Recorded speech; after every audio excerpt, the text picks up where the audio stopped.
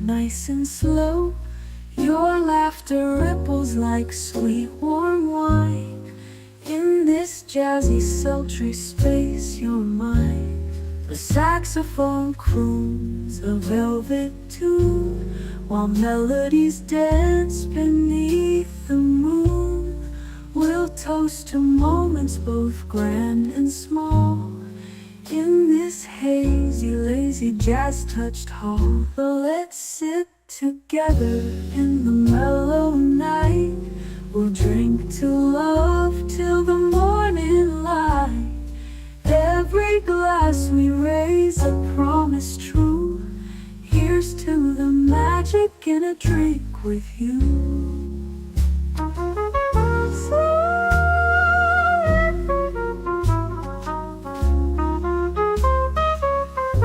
Your eyes, they sparkle with every click. Sweet rendezvous over a simple drink.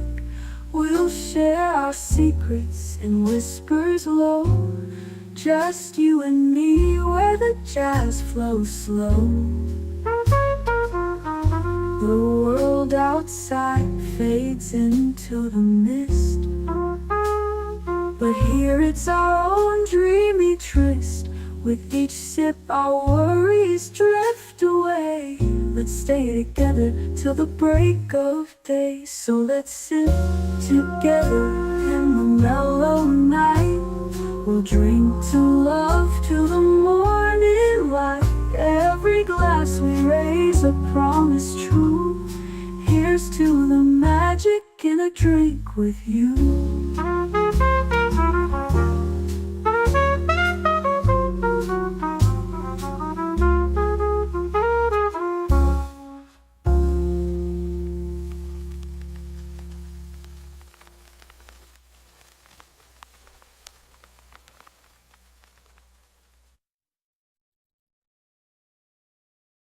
The following live stream has been approved for appropriate audiences.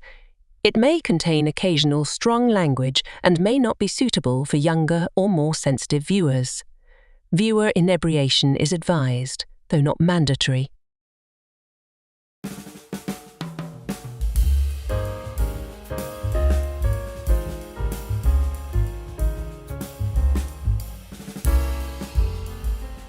So tonight we go from Return of the King to Return of the Doctor. Actually, that would have worked better if we were talking about Christopher Eccleston, but we did that last week. Anyway, when last we left the Doctor, he had just regenerated into David Tennant. Rose didn't know what to make of him, and neither did we, but we were going to find out quickly. Let's talk about the most popular Doctor since Tom Baker. Get comfortable, top off your glasses, tell me what you're sipping on in the chat, and we'll kick off this Canarble wagon just as quickly as you can say, Allons-y.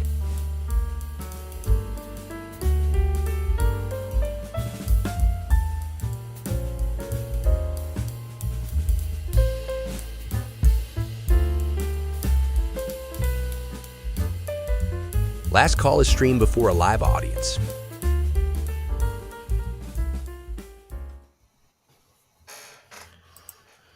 Well, this time I didn't mute myself. Great, that's wonderful for once. Vasalu, welcome. So good to see all of you. Boy, what a week it's been. I don't know about you, but, well, you can probably tell by the glass. You know what we're doing tonight. Release the Kraken. Release the Kraken! The Kraken!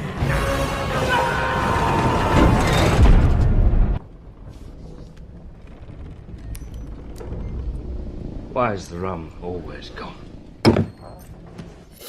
Well, I'm counting on all of you to make sure that the rum's not gone, because, well, I'm more fun when I drink. At least that's what I think. And that seems to be what a lot of you all think, too. So, welcome, welcome, welcome. So glad all of you are here. I hope you are all doing well. Let me first start by saying hi to my tin dog. No, that's not right. I'm not the tin dog. You're absolutely not. You're my best companion. Netter of Netters Network. How you doing, my dear? What are you sipping on tonight? I mean, it even says in my icon, Mm. I am not the Tin I Dog. am not the Tim Dog. Yes. Exactly right. I am currently sipping on a Diet Dr. Pepper because I wanted something a little different, but I'll probably That's switch fair. back to my water after this one is finished. And yeah, it's been a week. I got some extra duties assigned to me at work, and one of them I'm not looking forward to. Yeah, I understand. Once the initial ick is over, it'll be fine. But It'll it's be doing the fine. setup stuff is going to be such a pain in the butt. I hear you. I hear you. Well, salute and cheers. And so we got Aged Boomer being the David Tennant Aged Boomer. Yes. Hi. What you sipping on? I have myself a Callaway Blue, though I should be having an orange IC in a little bit. I'll be getting it delivered, so.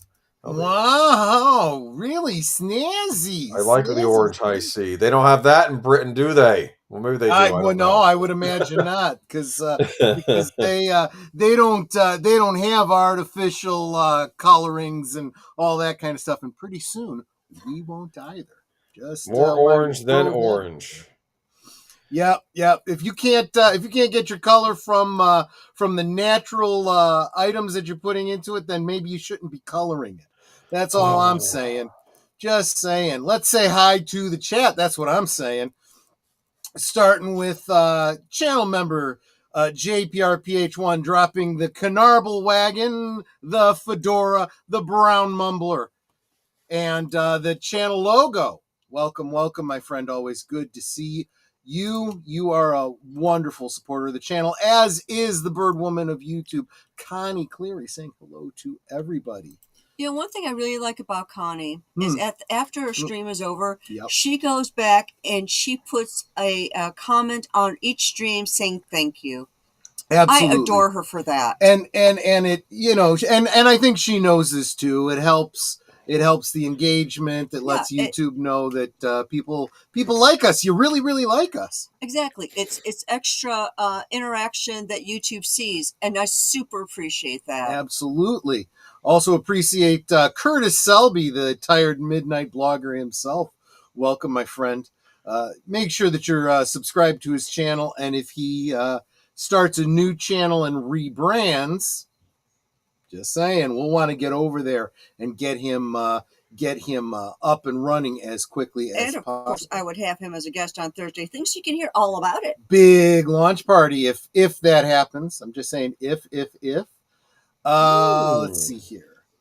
Big Al presents. We were just hanging out with him for the past couple hours. Thanks for joining Films with Friends, guys. Have a great show. Yes, as I alluded to, I don't think I alluded to it. I said it right out. We were watching Return of the King, finishing out the animated trilogy of Tolkien films. How'd you like it? Thank you. I did. I really did like it. It's a long, not a long film. It's not. It's what, about an hour and a half. Yeah. But they squeeze so much in and they cut so much out in order to make it happen. But there's an excuse for that, though, in the film. There absolutely is. It is a bard retelling the story, so the bard is leaving things out. Yes, it's a slimmed and in the real world it's slimmed down because they really didn't get to do the two towers. No, they didn't. Batchke kind of did the part of it. Yeah, he did part of it, and he did the what's it called, the Lord of the Rings. And you just live with it. It's like, well, okay. And so they go back and they kind of do a lot of exposition. But I thought they did it in a really good Rankin and Bass kind of way. I like the voice of the Nazgul. Yeah.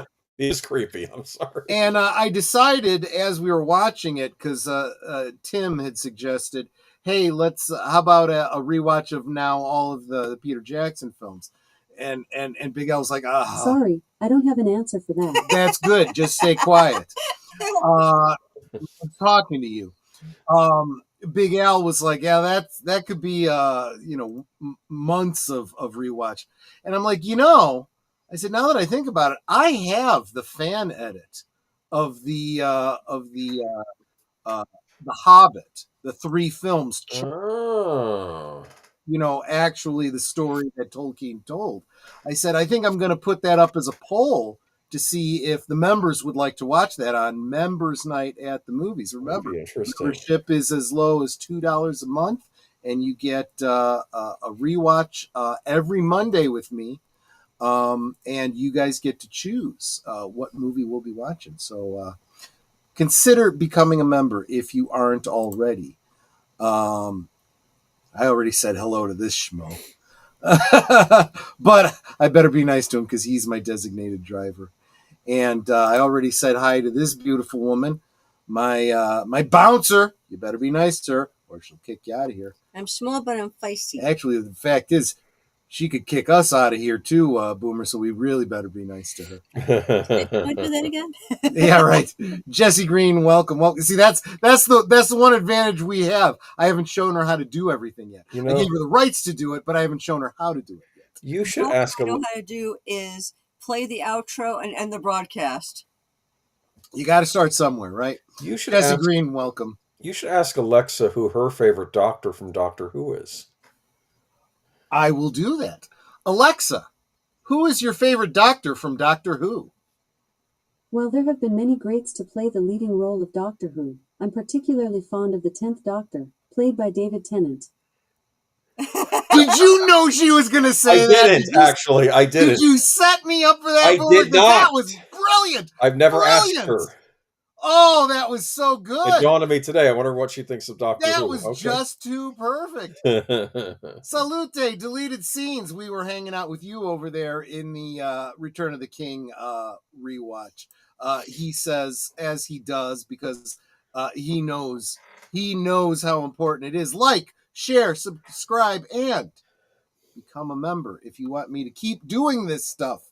I need you guys to support me that way. It's the only way I can justify continuing to do what we do here. Hello, everybody, says Geek Flag with Nate Knows 1973.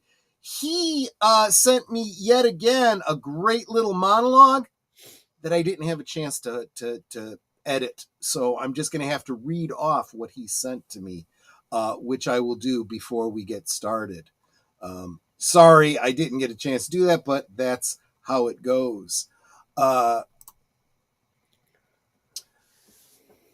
Troy's got a Thor mug. There you go. Absolutely. Welcome, Darth Plato. Another channel member, great supporter. And speaking of great support, Nate sends a $2 super chat to say, I'm taking it light and sipping on root beer. That is awesome. A good root beer can make you feel as giddy as alcohol, in my opinion. CluuStudio, also a channel member. Salute, Troy, Netter, and the third guy, Crown Royal. Good. Also dropped a $5 super chat saying, Alexa, what are you drinking tonight? I'm not quite sure how to help you with that. Well, nonetheless, thank you for the $5 super chat. We'll put that towards our Amazon Prime subscription. Actually, I'm going to buy some banana Malibu rum with that.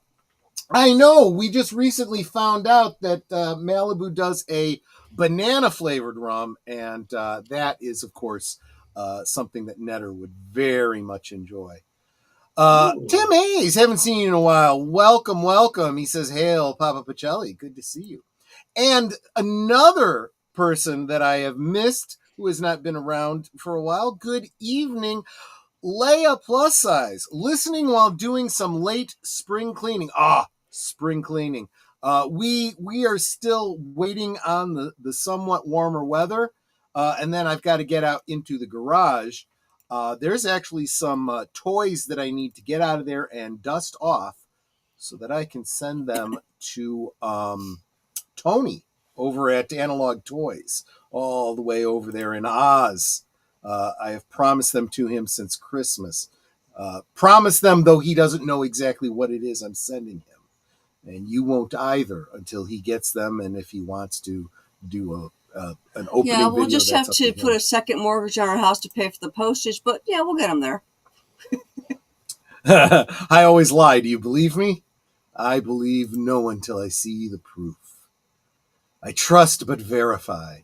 Malibu does banana mango and watermelon along with their regular coconut. Interesting. Let's see here. Saying hi to each other. And Final Fantasy Fan 012, allons-y. Welcome. Good to see you. I think that is as good a place to start as any. Before we get to the presentation, I do want to read that opening scroll that Nate sent to me. Cool. He said, "I know tonight's doctor is David Tennant, but I feel we can't possibly discuss David Tennant without talking about Christopher Eccleston, the one doctor." Let me zoom in because it's actually a little bit small. Hopefully that doesn't change all of my screens. The man who brought the doctor in from the cold of his long winter. Eccleston's doctor had a darkness about him. Yes, he could be at times playful and lighthearted, but there was a weight behind his performance. That's why I never liked the idea of the war doctor. The doctor did what he had to do to save all space and time by ending the time war, and the only way to do that cost him his whole world.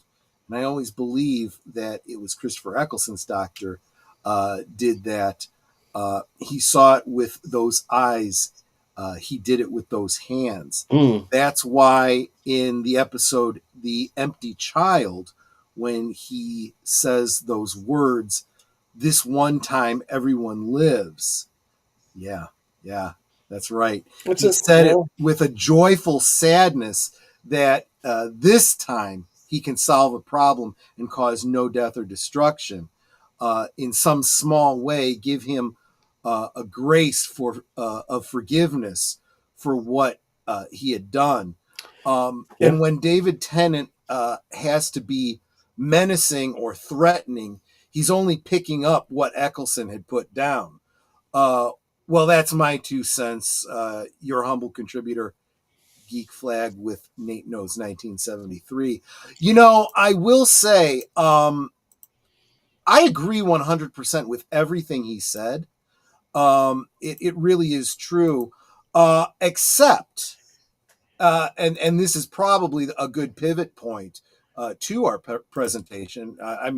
Actually, my designated driver would know better than I would because he put the presentation together.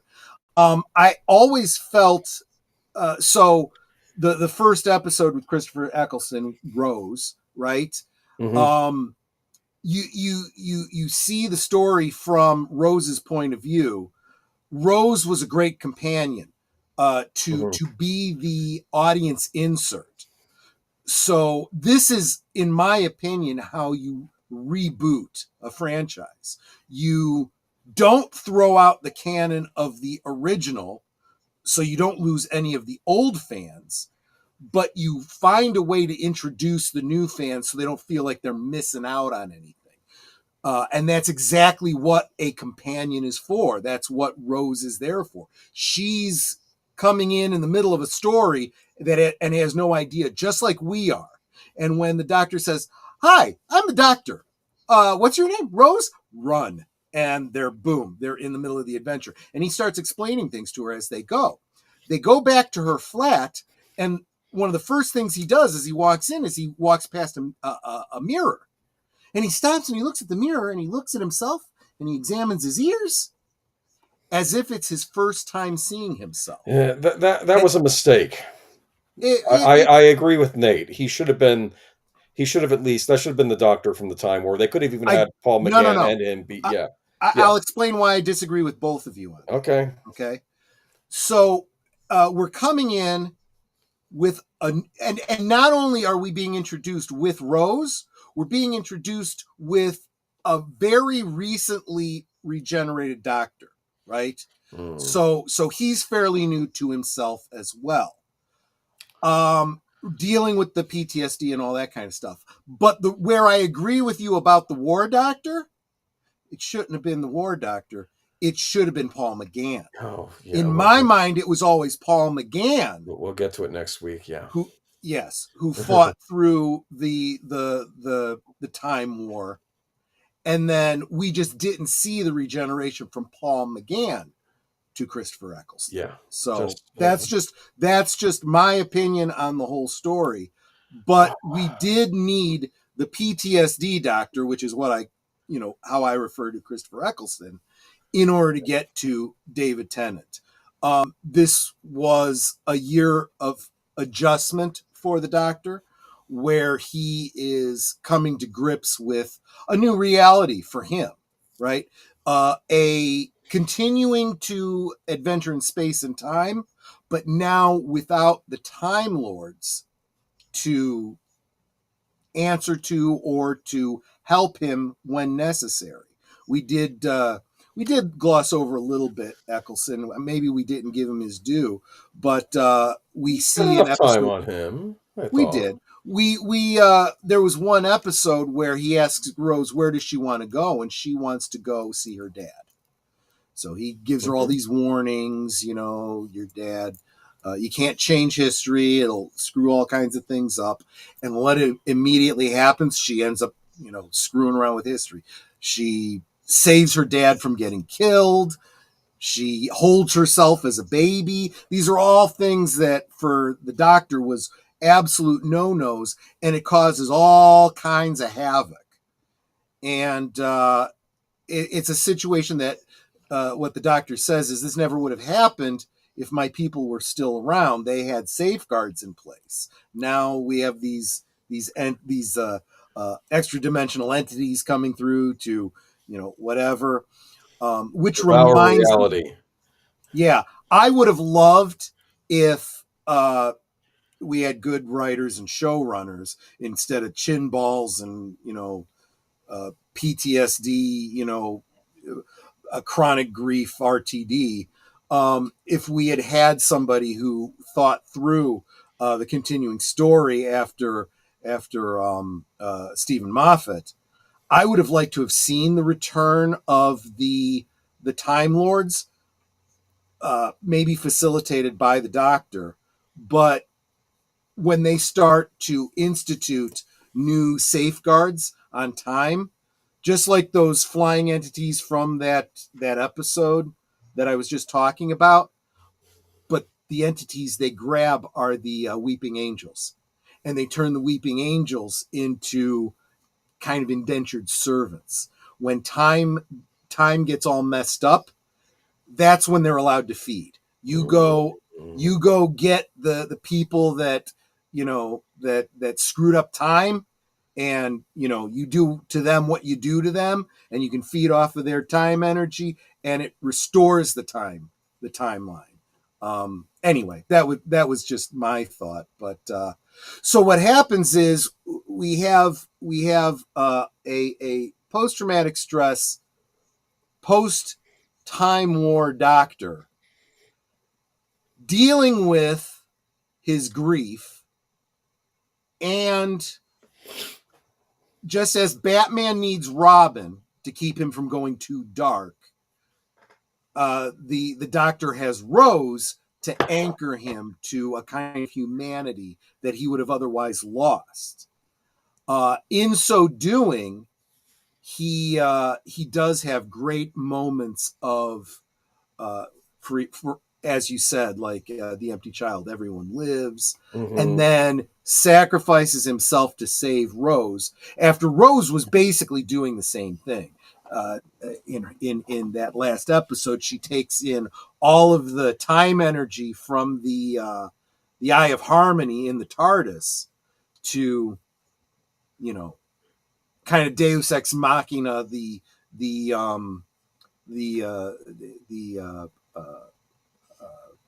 what are they called? The Daleks away, but it's burning her up. So the Doctor says, you can't stay like this. You'll die.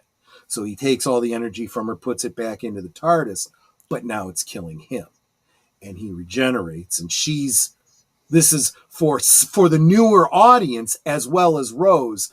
They don't understand regeneration. So those of us that have been around, I was like, oh, he's regenerating. Yeah. Okay, let's see who the new guy is. Everyone else is kind of freaking out, including Rose. And that's where we probably start tonight. So, yes, let's go forward. We start with, here we are. There's the big old picture. It's Rose, yeah. This is considered by many of the new Who fans, this is like the classic era, kind of like our Tom Baker era, if you think about it. I agree. We begin with the Christmas invasion. We talked about it a little bit last week. This is our first Christmas special. Yep. Doctor had recently regenerated, and of course, aliens are going to invade the Earth or some such. Do you remember a lot of this? I remember he got angry at the Prime Minister because the Prime Minister decides to shoot the alien craft down as it peels away. Exactly, which of course did like a Klingon thing where he had a fight with the main alien guy. So the Sigaracs are invading the Earth, and this is where we start a lot of great new lore building. And especially with a Doctor who is coming off of a rather challenging. It's in a lot of ways, it's almost like we saw with Peter Davison, with Colin Baker, where you get this idea that sometimes the regeneration doesn't go so well. Well, he absorbed something from the Eye of Harmony, so exactly. So he was having a bit of a challenge here. So. And he does point out to Rose that he's still sorting himself out. He still doesn't know who he is. And he even has this great, I don't know what you call it, this soliloquy that he says to the leader of the Zigaracs. He says, I don't know, who I am. I'm a, dude in my gym jams, getting ready to fight. But that's what I guess I am. I'm a fighter, On Christmas morning in your jams. That's about on Christmas morning, yeah. and he says, but I guess what I am is I'm a fighter, and I fight for I fight for the Earth, and I fight for whatever. And he ends up killing the leader of the Zigaracs. Well, he gave him a chance because he said he beat him, and then the guy still, when he turns around, he still tries to some more second chances. He said, "I'm done." I tried. So, but and you get the impression that this Doctor, this John Pertwee, Tom Baker era, that we're like, I don't kill. I'm more Zen than that. Tom Baker, do I have the right to exterminate the, no pun intended, the, whole race, right. All that kind of stuff. That's done. He's been through war. He's been, responsible for the complete genocide from his perspective of two races. At least, maybe more, really. But he still gets angry when the Prime Minister orders the hit. Yes, he does. So now you see a reset for him. It's okay. Yeah. I don't kill, but I will minimize killing. And, he sees that as acceptable. If I have to kill one to save thousands, maybe millions, okay, that's fair. He's met with the horrible decisions, that he's had to do. Exactly. So, but then what we get is the lore building of, we realize that Unit is still around. Yeah. Right. And we get some mention of Torchwood. That was who made the decision. It was Torchwood. Exactly. And you start to find out there's these shadow agencies going on. And honestly, it's kind of brilliant. It kind of makes sense. We started to get a little bit of that of Unit back in the John Pertwee era. But you realize with all this extraterrestrial stuff going on, you're going to have other government agencies form. Yeah. It's like, look, Doctor, you're not always going to be around. And this is the natural progression of us having to learn how to protect ourselves. And we are not as advanced as these aliens coming here. We need to make it very clear. We will F you up to the extent that we are able to protect ourselves. Stay the hell away. Maybe get their hands on some alien technology too. Yeah. I often thought that was part of Torchwood. But he asked Rose, is my appearance okay with you? She says yes. because I guess she thinks he's good. Oh, I'm sorry, I got behind on the chats, but Yes. thank you for the $2 super chat, Nate. He's saying, "Preach, brother, preach." I was talking about when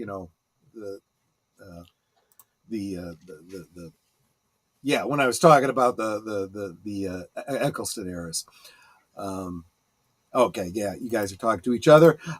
Real Wade Nation Gaming Clips. I'm going to be Netter and I are going to be joining him for a watch party of Tron and Tron Legacy on, I want to say it's May 3rd, whatever that Saturday is. I can't remember if that's the 3rd or the 5th or what it is, but I will let all of you know when that is. Keep an eye on my community tab.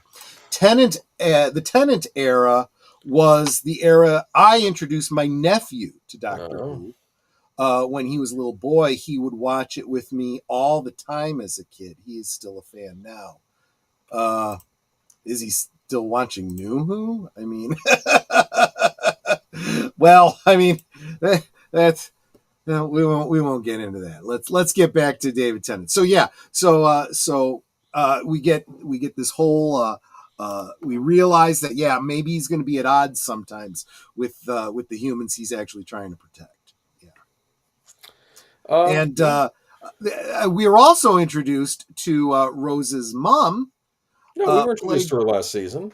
Well, we were. That's true. She actually helped her restore the TARDIS to get back to the future, and because she was at least telling Rose, "Give this up, live your life here." And Rose, but then she actually comes around and helps Rose in the end, which I thought was interesting character development on the mom's part. But she, of course, is in a lot of ways the comedic character. Yes. She there's this great bit about, "I never thought I would die being murdered by a Christmas tree," or something like that. I can't remember exactly what the line was, but it's actually kind of brilliant. Oh, and the other thing is you get one of your first, well, maybe it's not, because we had Captain Jack in previous episodes, right? But we're establishing that we're now going to do some tongue-in-cheek adult humor, because as he's convalescing after his regeneration, Rose says something about he's an alien. He's got 2 hearts. And she looks at him and she goes, "Really? Is there anything else he has 2 of?" It's a good question. Anyway, but this was the Christmas special, the first of the Christmas specials that would become an annual tradition over in England, and would not become an annual tradition over here in the United States or North for a little while. But yeah, I would argue that the first Doctor Who Christmas episode was an episode way back during the first Doctor's era. It was called The Feast of Stephen. Oh. And it wasn't really like this one, King Christmas. Stephen?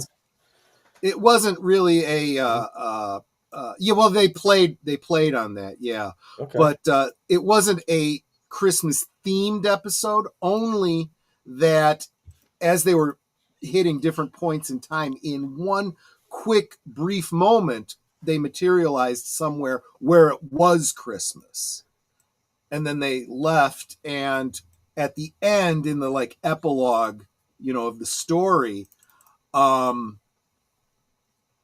think, was it Susan who brings out a tray of eggnog or something like that. "Happy Christmas, everyone." And he's like, "Oh, that's right. When we stopped at such and such, it was Christmas, wasn't it? Well, happy Christmas, everybody." And there you go. You. And William Hartnell turns and breaks the fourth wall and looks right into the camera and says, "And happy Christmas to all of you at home." That was nice. Yeah. The kids at home. Yeah. No, my nephew does not watch it now, but I mean, he likes to go back and look back at the good years of True Who, the new, like so many of us. Yeah, so he really is. He really is a true fan. Final Fantasy says David Tennant, the Doctor Who, no pun intended, has a South London accent instead of his natural Scottish burr. But there is an episode where he and Rose, and we may be coming up to that. They actually end up fighting a werewolf in Scotland. No. Werewolves in London. No, they weren't in London, though. That's just it. They meet Queen Elizabeth. And was it Queen Elizabeth? No, Queen Victoria. Victoria. I'm sorry, Queen Victoria. And when he first meets the doctor affects a Scottish accent. There you go. Very good. Queen Victoria. He affects a Scottish accent and he refers to himself as who was the Scottish companion from the Jamie, was it Jamie Crimmins? I think so. That's the name he claims. Yes. And his accent goes in and out, and Queen Victoria calls him on it. He's like, okay, yeah, you're right. I'm being duplicitous. Queen Victoria, I know I think they're werewolves in this, right, or something. Yeah, I don't know. Anyway, they're she is not. Yeah. They deal with the lore about the Hope Diamond and the curse behind it. Oh yeah. And you come to realize that the royal family, and there was all this talk about the royal family having a blood disease, which this is all actual history. Well, it turns out that there was some alien influence that was causing what would be interpreted as lycanthropy, turning into a werewolf and all this kind of stuff. Like on the full moon or something. They had used the Hope Diamond. It had special properties that you take moonlight and it would, I don't know, it would stave off the change. Or I actually am kind of forgetting the whole story. But she was not happy with the doctor at the end of this episode, and I remember, and rightly so. And she goes, "We're going to start an organization to combat things like this, and we will call it Torchwood." And then it sets up centuries in advance what we see in the present of the Christmas invasion. Exactly. He's already seen the ultimate results of it, but here you're seeing the why of it. And it's really difficult for the doctor to argue because he gets such a dressing down from Victoria. Because it's kind of pointed out to him, you have this very cavalier attitude about all this stuff. You don't look at it from our point of view. We're trying to friggin' survive here against things we can't even possibly begin to understand. And you're not always around to save the day. So you are not in a position to judge us for what we need to do to protect ourselves. It's actually in the Tennant era. We'll get to this more in the third series that he's in, how the doctor sometimes doesn't quite understand humans. He gets a little arrogant sometimes, and it kind of costs him sometimes. Yeah. So Darth Plato says, fun fact, Victoria always wore black after Prince Albert died in 1861. Let me tell you something. Mm-hmm. Not only do we know that, we helped make reproductions of a couple of those black dresses that she wore for reenactment events. So we know very intimately the gowns that she wore. And when we were on Queen's duty, we weren't protecting the Queen. We were protecting the dress. Yes, and those sleeves were murdered, put together and put on. Yeah. That was I think the hardest part of putting the dress together were the sleeves. Yeah, I did. I do the sleeves on your tea gown. I think you tried to help me, but I still ended up doing it myself. And one is slightly puffier than the other. It's just murder. It's just absolute murder. I did not do that part on Victoria's dress. Let me tell you. Nope. So I did do some of the handwork. Because I was just pretty meticulous about that. But the name of that episode was Bad Wolf. Tooth and Claw.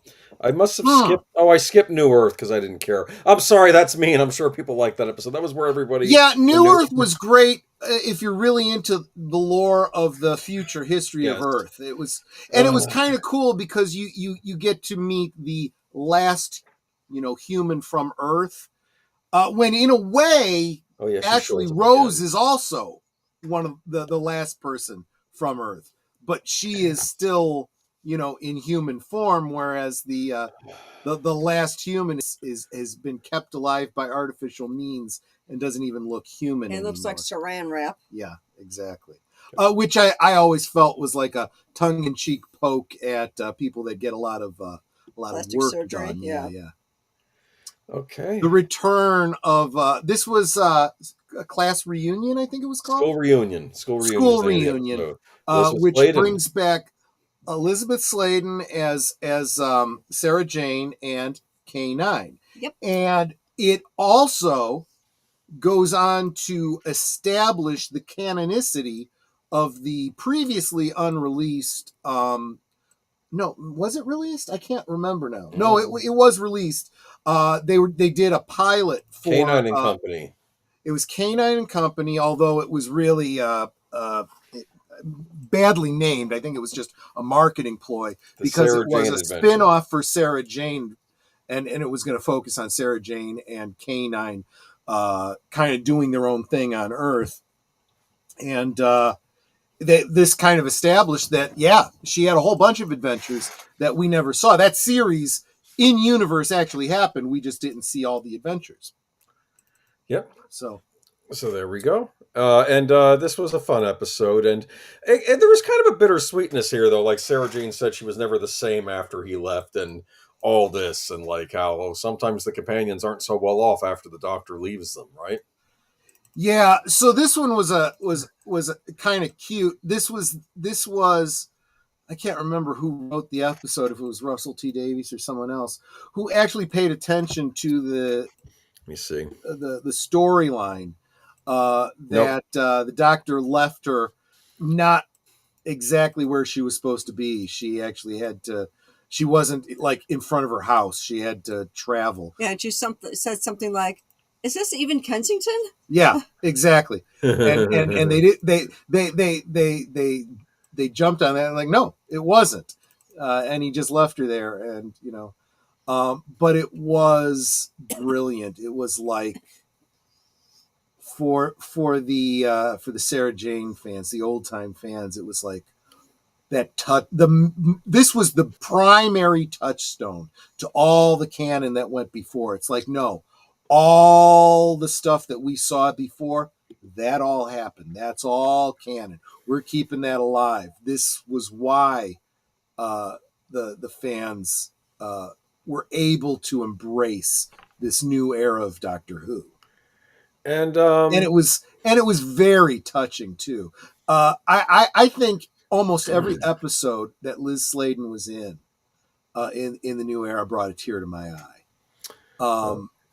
There was a great bit at the very end where when she realizes that he's the Doctor, she's not too fazed by it because she'd already seen John Pertwee to Tom Baker. But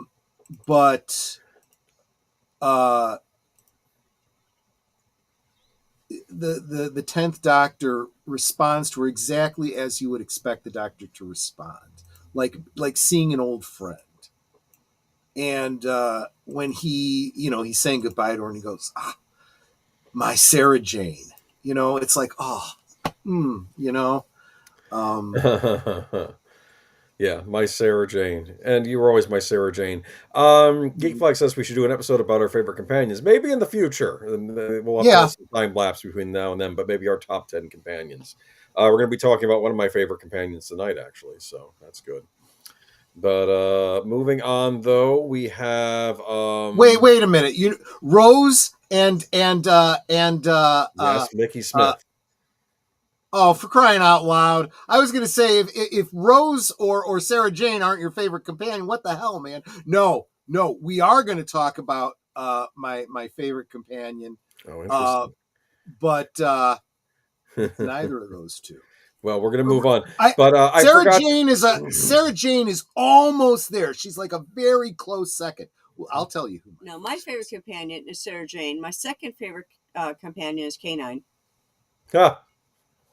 Fair enough. I don't know. Well, my favorite companion really is Chameleon. I mean, he was incredible for the 1.5 episodes he was. I'm kidding. He's the George Lazenby of the companion. Oh man, what? I just don't understand, dude. We can't get the robot to operate. It's a chameleon robot. You can just pick an actor and have him pretend to be Chameleon, and they'll just be like, that was the whole point. Yes, just like find the an actor to play him, and this is how I look like when I'm not the robot. I look like this. They didn't do that. Anyway, moving on to I kind of skipped the Girl in the Fireplace episode, but That had Mickey Smith in it. That one was should've- by Stephen Moffat. Okay, that might be why I skipped it. Um, I'm sorry. I'll be good. I'm sorry. Stephen Moffat, I think, wrote the best Doctor Who episodes when he wasn't a showrunner. Fine. He took great advantage of the time travel element to tell good stories, which is not something you can necessarily say of all the eras of Doctor Who. They played fast and loose with time travel, and they didn't make maximum use of it. Whereas I feel like Stephen Moffat really did. The Girl in the Fireplace tells the story of Madame de Pompadour in a very interesting, almost kind of a love story, idea that the Doctor, could actually have feelings for somebody. Okay. Well, we'll touch on that later in a later episode. In a very, very creepy Let's go to the Cybermen. Let's just do it. All right. We have the two-parter, The Rise of the Cybermen and the Age of Steel. This is the introduction of the Cybermen on this Doctor Who series. Instead of them coming from Mondas, instead, the Doctor and Rose and Mickey Smith end up traveling to an alternative Earth where things are different. Great Britain has, of course, blimps in the air because on all alternative Earths there are always blimps. Fringe. Yes. No, not fringe. It's not blimp. What am I looking for? Dirigibles. There you go. That's always a thing. I want to say hello to Evelyn Hampton. Good evening, everyone. Sorry that I'm going to guess you're going to say can't stay. Evelyn, I know you haven't been feeling well, but I appreciate you stopping by to say hi. I will be in touch very soon. I hope you are feeling better, much better, very, very soon. Anyway, yeah, so here's a big two-parter. They end up in an alternative Britain. This Britain has a president instead of a prime minister. And that gentleman in the lower left there is Rose's father. I mentioned him in the previous season with Christopher Eccleston, same actor. So in other words, she's like, oh my gosh, my father's alive. And he's like, oh my gosh, I have a daughter in another universe. And he is a rich businessman on this Earth because, as you know, in the original one, he kept trying businesses and they kept failing, remember? And his wife always picked on him for that. But no, on this Earth, he actually became a multimillionaire billionaire. He actually figured something out on this alternate Earth. And he's still married to her mom, but they never had her in this alternate Earth. And yes, you remember who Rose is in this universe? She hears her say something about Rose. Yeah. No, I don't remember. Oh, I see. Funny. I think it was a little yip dog, like a Chihuahua or something, or like a Paris Hilton dog. I remembered Mickey Smith's, I think, grandmother was alive in this universe, and he felt bad because she had died in his universe, and now she's alive, but she has no one look. And I think did he die in this? Oh no, wait, hold on. There's another Mickey Smith in this universe, as I recall. Yes, right? there is. And he's called Ricky. He's called Ricky in this universe. Yes, I remember that, and I think he gets killed, if memory serves, fighting the Cybermen, and then Mickey stays behind to take care of Ricky's grandmother and pretend to be him. Yes, I remember that. Which was kind of a nice thing, yeah. Darth Plato says, was that supposed to be Britain as a republic? That's a great question. They don't answer questions like that, but there is a lot of implications that would allow you to imagine things, explanations like that. They'll just drop a line like the president of England, and you can imagine what implications are related to that. So here we start my first big beef with New Who. I don't like the Cybermen. There, I said it. I don't like these new Cybermen. No. I'm wondering if you and I, because I don't disagree with you, but I'll be interested to see if you and I feel that way for the same reason. Okay. But I was able to, eschew the problem here, saying, you know what? But these Cybermen aren't the same Cybermen. They aren't. They're not the They're Von Dad they're an alternate Cybermen. universe Cybermen. So if they're not quite right out, I'm trying to like them. Let me put it to you that way. They have guns built into their arms instead of having the cool pistols they had in the old show. They apparently the There's a voices certain they logic used, to that, though, if you think about the it. voices for them actually were the voices they used in the Big Finish productions, so they were kind of keeping it in line with that. Sure. I know the Doctor makes some point about how you think you're evolving or something, but this you've just stopped. This is where you are, and this is where you'll always be. That kind of bothered me because I consider the Cybermen an advanced alien enemy that were not this. Of course, I think Neil Gaiman actually sort of fixes that later on, but we'll get to that later.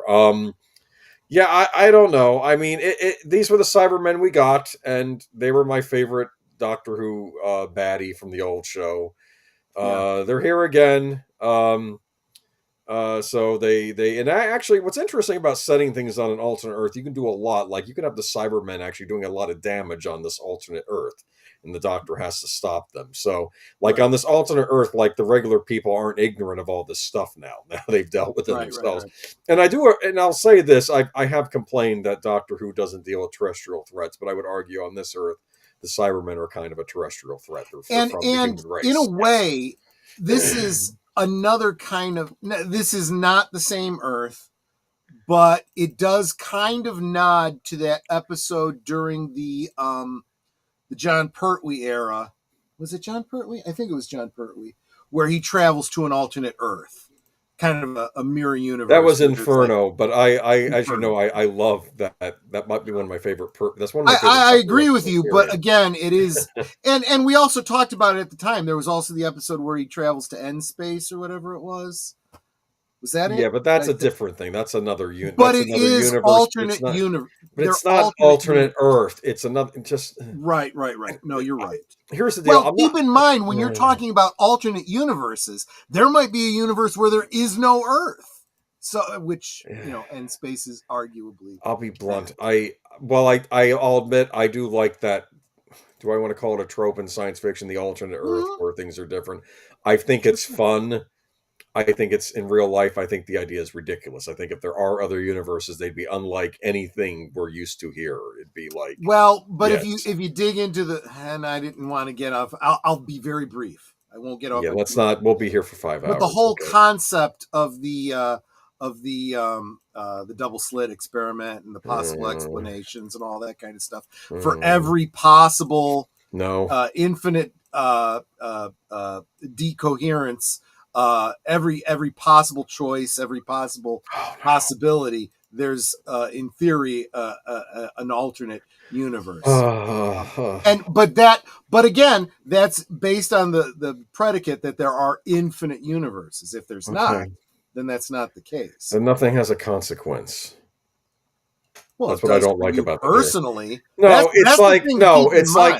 is what I mean. I'll at least admit that in that Crisis on Two Earths DC animated movie, that Owlman went nuts because he was basically saying, "Oh, look at this! Here I'm a conqueror, another planet. I'm a shoe salesman." Like he's like, it doesn't matter. No choice I make matters. And he argued the only choice that would matter would be if I could figure out a way to destroy the first Earth. There were no choices made, and just destroy. Everything. That's the only choice argument that would matter, and that was what drove him nuts. That's why he was going to do that. But see, that is the whole concept of the of quantum immortality. Google it. There's YouTube videos about it. The problem with it. So in other words, for every risky thing that you could do, where there's a chance that you survive, there is a universe where you survive, and there's that individual will always survive because the dead one has no consciousness. Well, that's wonderful, except for all of the ones that died. And if you are the one that died, you don't give a crap that there's an alternate universe version of you that survived. You're still dead. So the point being, these alternate individuals are not you. They are somebody else that was identical to you up to the point of divergence in your history. Now, Mickey Smith kind of goes through an interesting arc in this episode. Doesn't he see his alternative self, and his alternative self is really put together, like kind of a badass, like he's like a member of that Yeah, version so we unit should and stuff. probably Yeah, take a step back and talk a little Yeah. bit about Mickey. Mickey I don't have his is picture kind of a up, but goof. yeah. He is Rose's boyfriend. He's a regular guy. I don't. Let's not He's pick your on him. average Joe kind of guy, Yeah, but he's kind of a goof. yeah. A little bit beta, I would call him. Oh. And in fact, going back to the school reunion, he, as he's finding out, about Sarah Jane and Canine and stuff, he's like, so I'm the Tin Dog. In other words, he's analogizing himself to being the Canine of this their current modern group. era.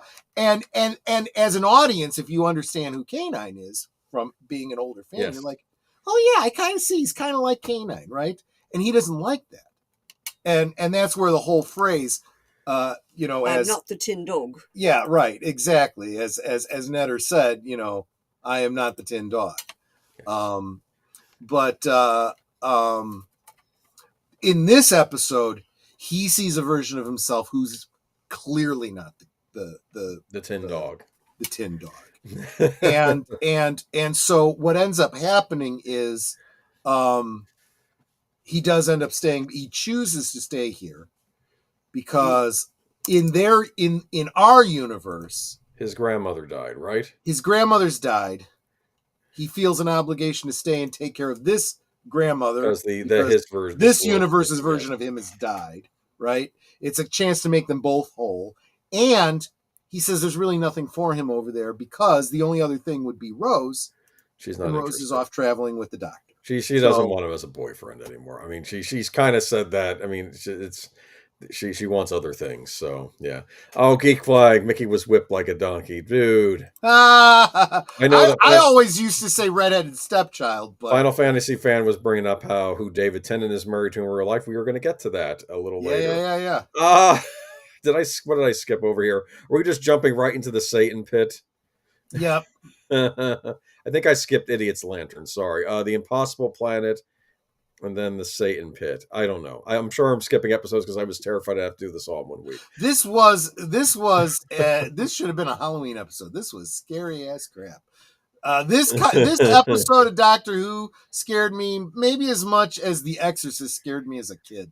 Well, basically, it's setting up the fact that this is basically a devil, or the devil is trapped in this thing, and like the doctor's like, don't exist. I don't believe in that. It says, who put you there? And he's like, the guardians of light, who I assume would be angels or something. And like he's not buying any of this. Like, I exist before the universe. The universe was always there, and I'm like, he's having all these arguments and stuff about this, which I think is more Davies and putting his but it does establish that. And this is probably a good time to bring this up. We're going to see this as I pointed out. We have a very shell-shocked doctor in Eccleston. Yeah, we have a healing doctor here who is coming back into his own, and the upswing of that is he starts to get a little bit arrogant. So when he starts to encounter an individual like this. Who and later on with the weeping angels and so on and so forth, this whole idea of these beings that are older than the Time Lords, suddenly that's humbling again for the Doctor. Okay. Yes. Somebody who can debate with the Doctor and hold his own because he has as much or more wisdom than the Doctor himself. Oh, you're 2,000 years old? Oh, that is cute. So adorable. I am billions and billions of years old. All right. So I think I'm skipping now to the finale. I'm sure there's Love and Monsters Fear Her. I'm sure these were good episodes. I just don't remember them. I'm sorry. But if anybody has any, people will yell at me for missing out on some episodes. But I think I want to go right to the finale. Oh, yeah. This is the big finale.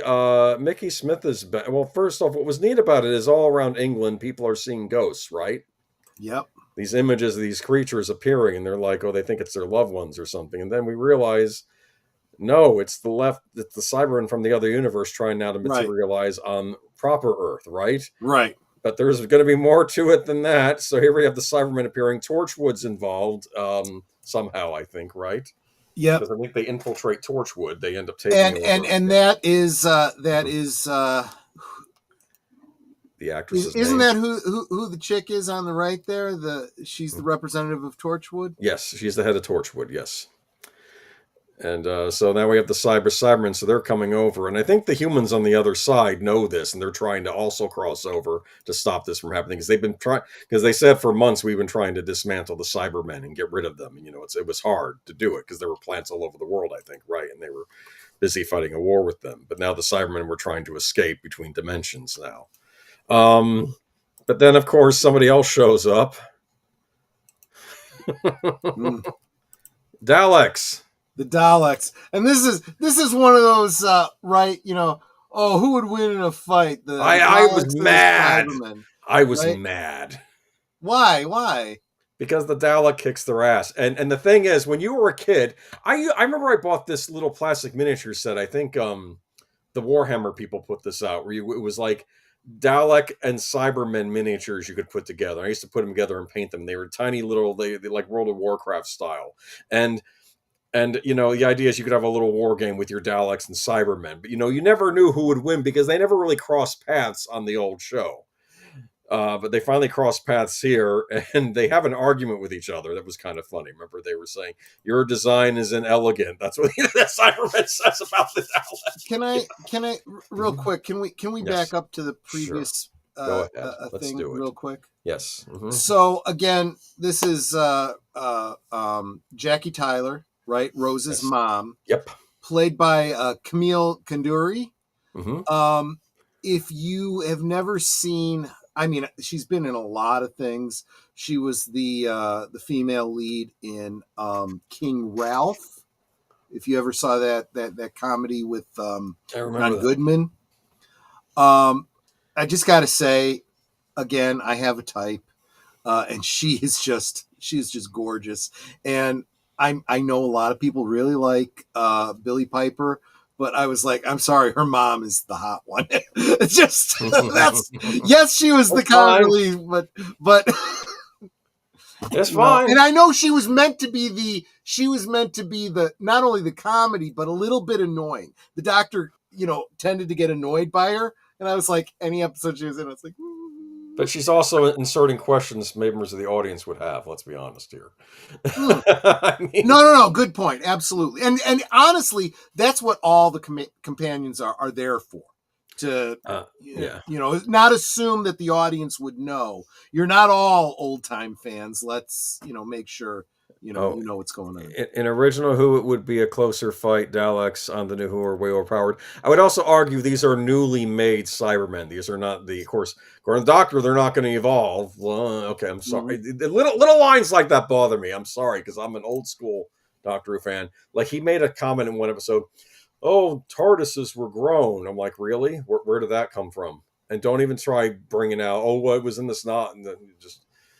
it doesn't matter. It was never really established. I assumed it was just high technology from an advanced alien civilization. Sure. What's to say that it wasn't, high technology that had to do with, biotechnology? Okay, why not? I like that idea. Okay.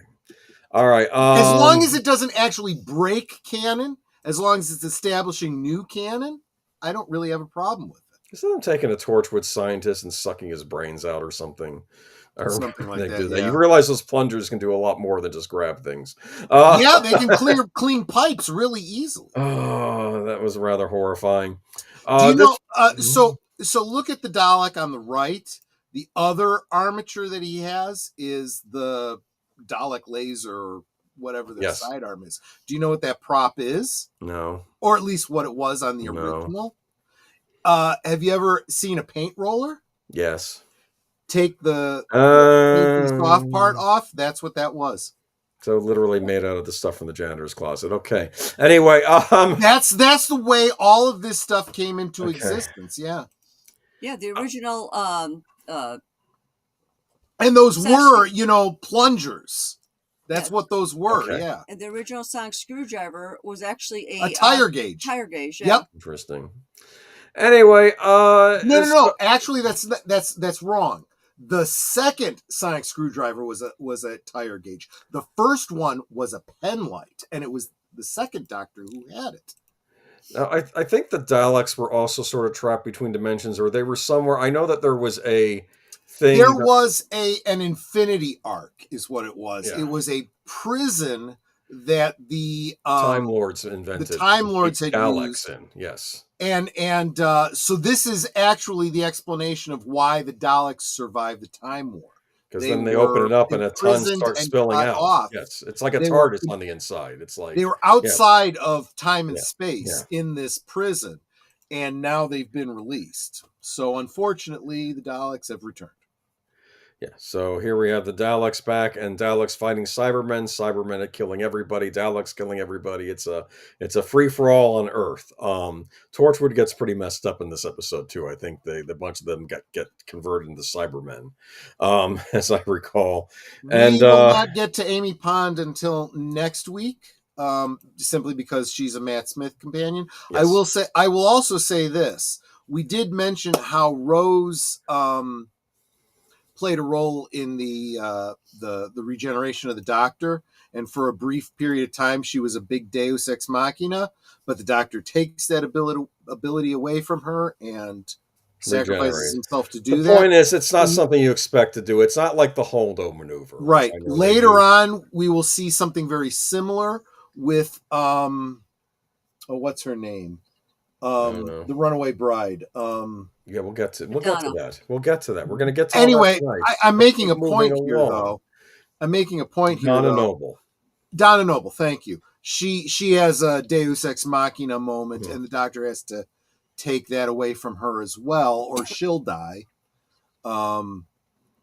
And then later on, when we get into Capaldi, we get into the Impossible Girl, who never has her impossibility taken away from her, and she is the bestest ever. And that's where we start to. I'm not as harsh on her as you are. Liked Clara. I did too, until she overstayed her welcome. Okay.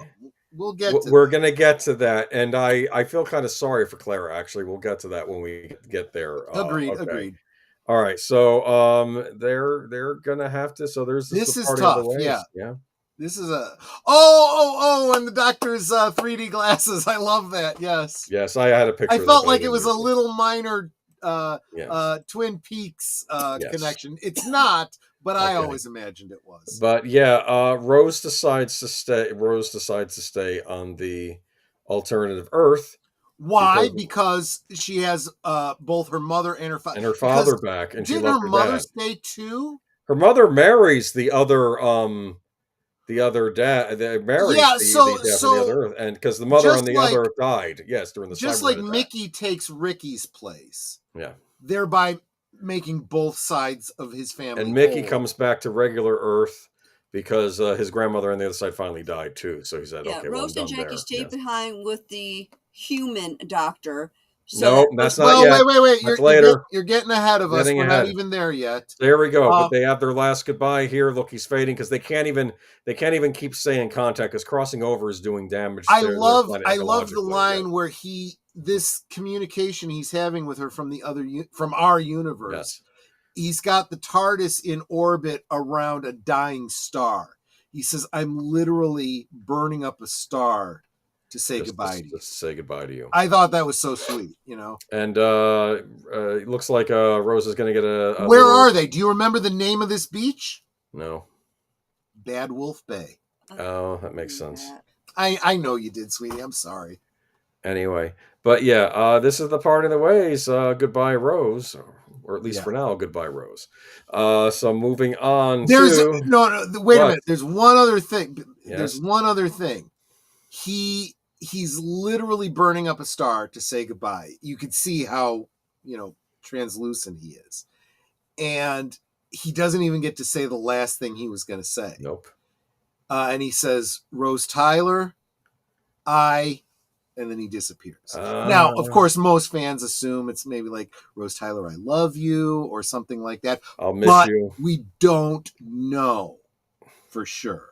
That's important. Okay. Well, considering that he started to cry, I'm saying it's I love you. Yeah, I think a lot of fans have assumed that to be the case. This one is The Runaway Bride. What did you guys think of the John Sims as the master in this era of Doctor Who? It was a great reintroduction of the master. Yeah. Absolutely. So we're introduced to Donna Noble in this episode as a... this is another Christmas special, as I recall. Am I right? It's another Christmas special, yes. It was called The Runaway Bride. And she's going to get married, and then... It starts out with a little bit of a cliffhanger from the last episode of the season where he's about to say whatever he was going to say to Rose, and he disappears. In the TARDIS, he's like, and he's alone in the TARDIS. And he begins to set, coordinates for wherever he's going to go next. And suddenly there's this broad in the TARDIS. Yelling at him. And what does he say? He's like, what? Yes, he what? does that. It becomes a trope for this doctor. Yeah. So she's supposed to be getting married, and then I think there's something wrong with her husband to be, because is he an insect person or I don't know. And then there's the big bug woman queen. Yes, yeah. And things are not working out for Donna Noble, but they saved the day or something like that. Yeah, I can't remember. Yeah, her husband wanted to feed her to the spiders as a meal. Yeah. Okay, wait. Yeah. And she wasn't down with that.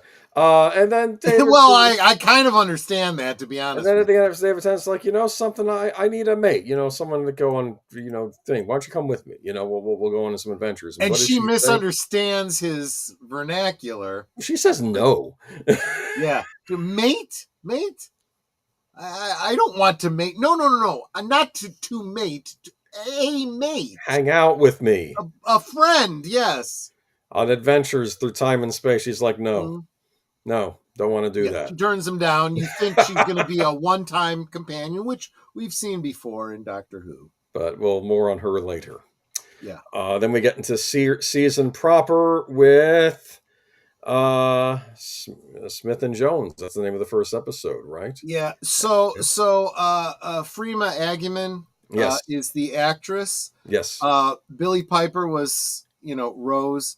And just going to say, in this modern era, you have a lot of companions and doctors who, if you are so inclined, they've been in other things where you can see whole lot more of these people. Really? Just saying. Like, yes. You mean Freema? Okay. Oh, yeah. I didn't know about this. Okay. Rose Tyler was in a series called Diary of a Call Girl. Yes, Secret Diary of a Call Girl. Freema Agyeman was in, I don't remember what the name of the show was. She plays a lesbian. A lot of that kind of stuff. The L Word? No, I don't know if it was the L Word. I honestly don't know. And Matt Smith does a whole lot of full frontal doctor nudity. Just saying. Well, that's if that is your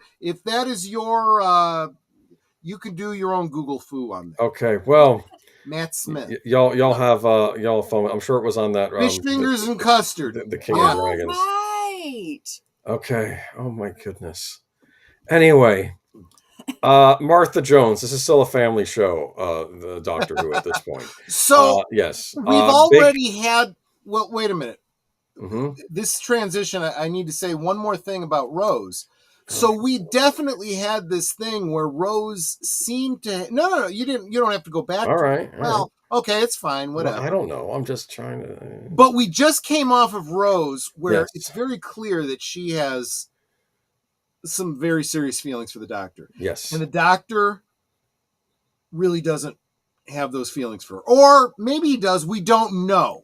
Maybe he has these feelings, he reciprocates those feelings, but he's like, I'm sorry. No, this can't be. I'm 1,000 years old and you're effectively 2. So no. Yeah. We have Martha Jones. We have Martha Jones. Donna Noble. We have Donna Noble, who's like, no. Nah, none of that kind of stuff. No way. Okay, good. No problem there. The doctor's like, Okay. good with that. I wasn't interested in no. Then we get to Martha Jones, and Martha Jones kind of falls for him like almost right away. And the doctor's like, no. And he does make it like, she perceives it as you've just come off of another relationship and you're not ready for another relationship. And that's kind of where he is in general. But in reality, it's like, I'm not doing this whole 1,000-year-old doctor and, 20, 30-year-old human. And Martha Jones is thinking, but I look like a supermodel. What's wrong with you? That's probably what she's thinking. Yeah. I mean, it's a very nice. Hey, don't you want to get a little freaky? Maybe a little bit of the, she I think might going? be. I think she might be my favorite companion from the New Who era. So here's another important point about her. She is Dr. Martha Jones. That's true. She's a doctor. She is literally a medical doctor. She's like a newly graduated. Now they she's do a medical play doctor. with the whole doctor, nomenclature. Yeah. Oh, that's what it was. That see, I knew someone would know. Matt Smith was in Secret Diary of a Call Girl with Billy Piper. Okay. You know that, Boomer, because I sent you. You sent me the picture, yes. Anyway, I forget what these were called. The June Dune or the something like that. The Jadoon. Jadoon, okay. They're basically like anthropomorphic rhinoceros people. Oh, when my dad watched this episode, I was like, "Hey, Dad, what'd you think of the space cops?" And like, because he was a retired police officer, and he said, "Well, at least they didn't make them pigs." That's what he said. That is your dad. I like your dad already. Yes. So the Jadoon have a language where every word in their language is a rhyme of a long O. So Jo, Do, Mo, Fo, Go, Go, Go. I said mofo intentionally, by the way. Yeah, this is basically we're in Lex territory again. Okay. What was this?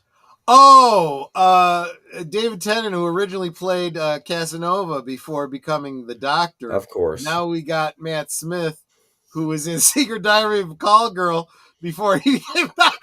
Well, I'm sure there's a litmus test for being on these shows. Right.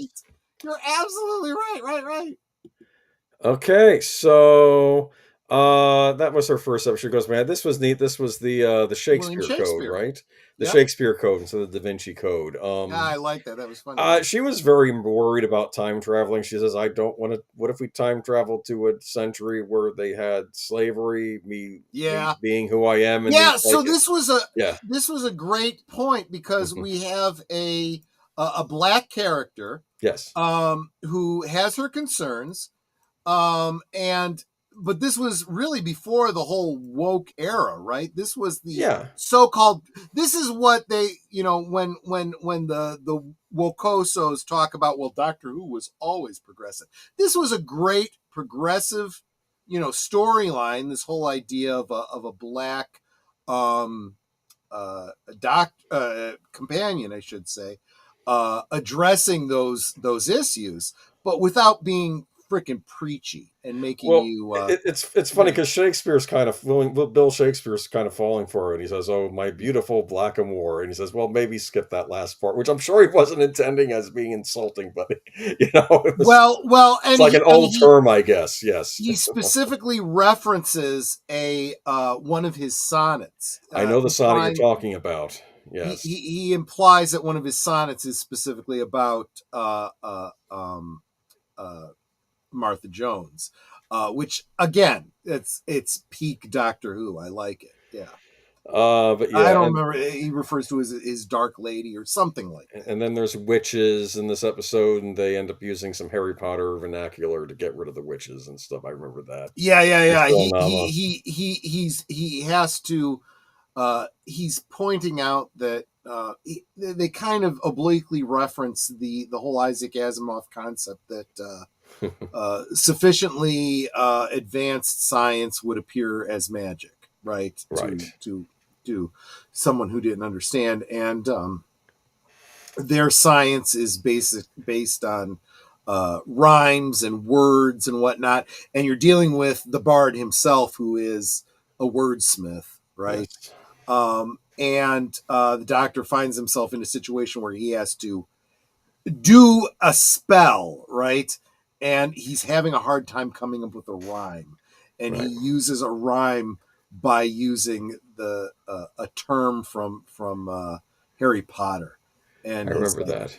Oh, thank you so much, J.K. You know, this was back when J.K. Rowling was recognized as a lefty liberal. Before, well, she is leftist on a lot of topics, before people realized that she was a classical liberal, second wave feminist. Second wave feminists are now, the Overton window has changed, has shifted, and now she is, what used to be left is now right. The world is upside down, but that's a topic for another day. Daleks in Manhattan. Correct me if I'm wrong. Is that Andrew Garfield? Holy shit, is that? I think that's Andrew Garfield. I'll be darned. People picked on this two-parter. I rather liked it. I don't know why people picked on this episode at the time. This takes place in 1930s New York City. Wait a minute. I also just realized why I like Martha Jones so much. She's wearing your colors, Natter. Yep, burgundy and blue. No, yeah. I think Rose Tyler was a tough act to follow, but I think Martha did a great job. Yes. Yeah. But here we have look at these. You have I don't know. I did say that Rose's mom was like the hot one. Mm-hmm. I did think if again comparing to Rose, I'd choose Martha over Rose too. Yeah, but Billy Piper. I know she's against type for me, but still. Funny, I actually think Billy Piper has gotten more attractive as she's gotten older. I know may sound odd, but I don't know. I was seeing her recently. Maybe she's managing her eyebrows better. I don't know. Maybe. Okay. Anyway, I knew you'd like that one. So anyway, let's look. You have the pig people. You have the Daleks in Manhattan. I remember there's a scene here. Do I have his? So this one establishes some great lore because you got the return of the Daleks, right? You had the one Dalek from the Eccleston era. You had a whole bunch more return from the Infinity Arc in that episode we were just talking about in the Tennant era. But how do you get more Daleks? There are no more Khalids to put into these mobile tanks, right? Yeah. So they've come to New York in the 30s, I want to say. 1930s, Great Depression. Right. And they're using humans. Yeah.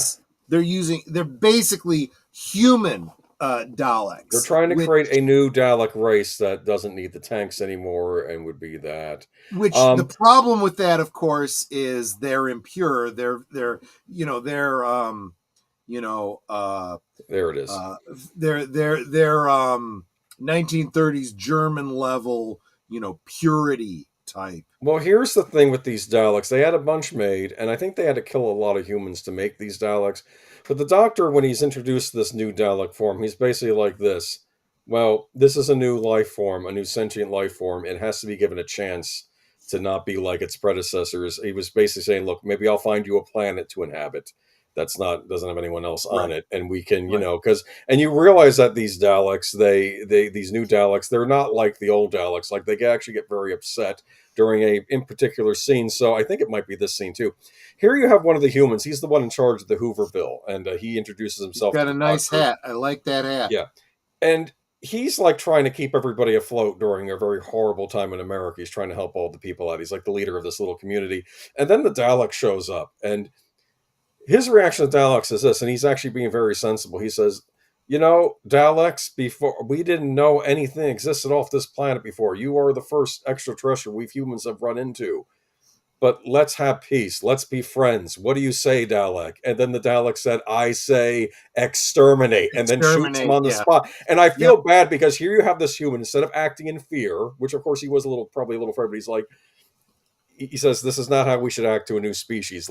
We're humans. Let's And reach this out our is hand in peace." again, And that was the response he got. Which I felt bad. this is that progressive messaging Mhm. that's not woke, right? Yes. This is the kind that kind of everyone can get behind. Not only is this somebody who is, extending the hand of friendship, they also have it be a black man. Yes. Right?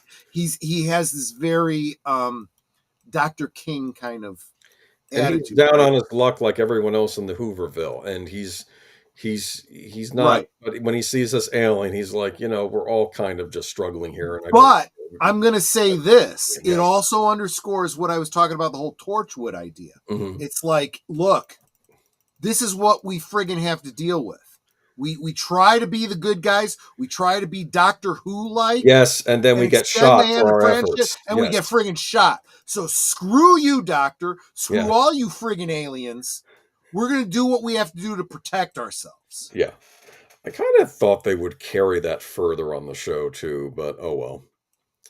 But yeah, I did like this idea though. It would have been cool if they'd had the Doctor, the Daleks from the first Doctor episode where the Chase was the name of the episode, from the Empire State Building. Yeah, that would have been a great, interesting. Yeah, a crossover. Yeah, I love this idea too of the one-eyed mutant, human hybrid, corresponding to the one eye stalk on the tank. I forget how Dalek. this ends, but I think either these die trying to save the humans, or the Daleks just exterminate them. Basically, the Daleks killed them. The Daleks decide, you know what, this whole human hybrid thing, you're impure, because they actually had some human attributes, which means this Dalek creature got very angry when the Daleks opened fire on the humans. I think he thought it was cruel and cowardly.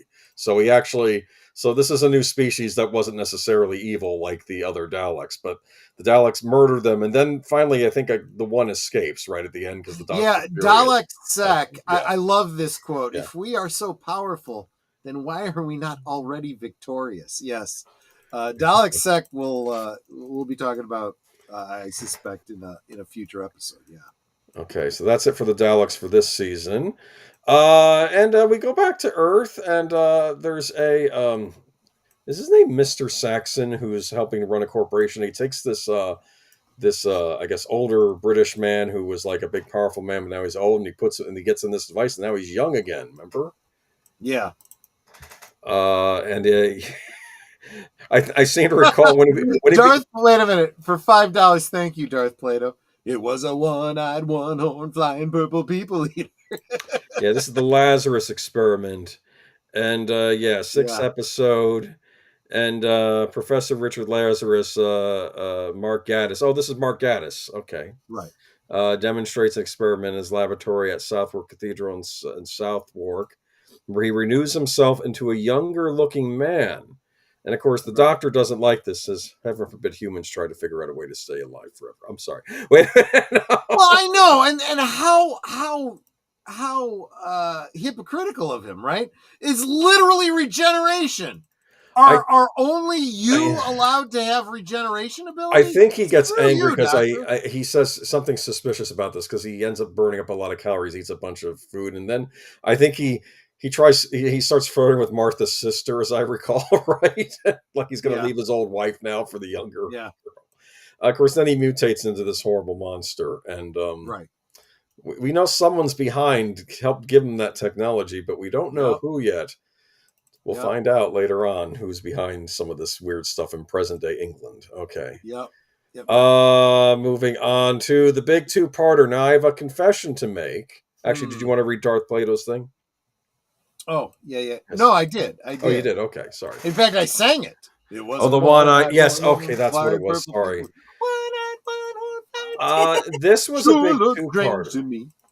Yes. Now, I actually, when I was watching this season, I don't know if we were on vacation or if something didn't record right. We missed the first part of this episode. So This is one that you don't want to miss the first part of because And it does kind of start en medias res.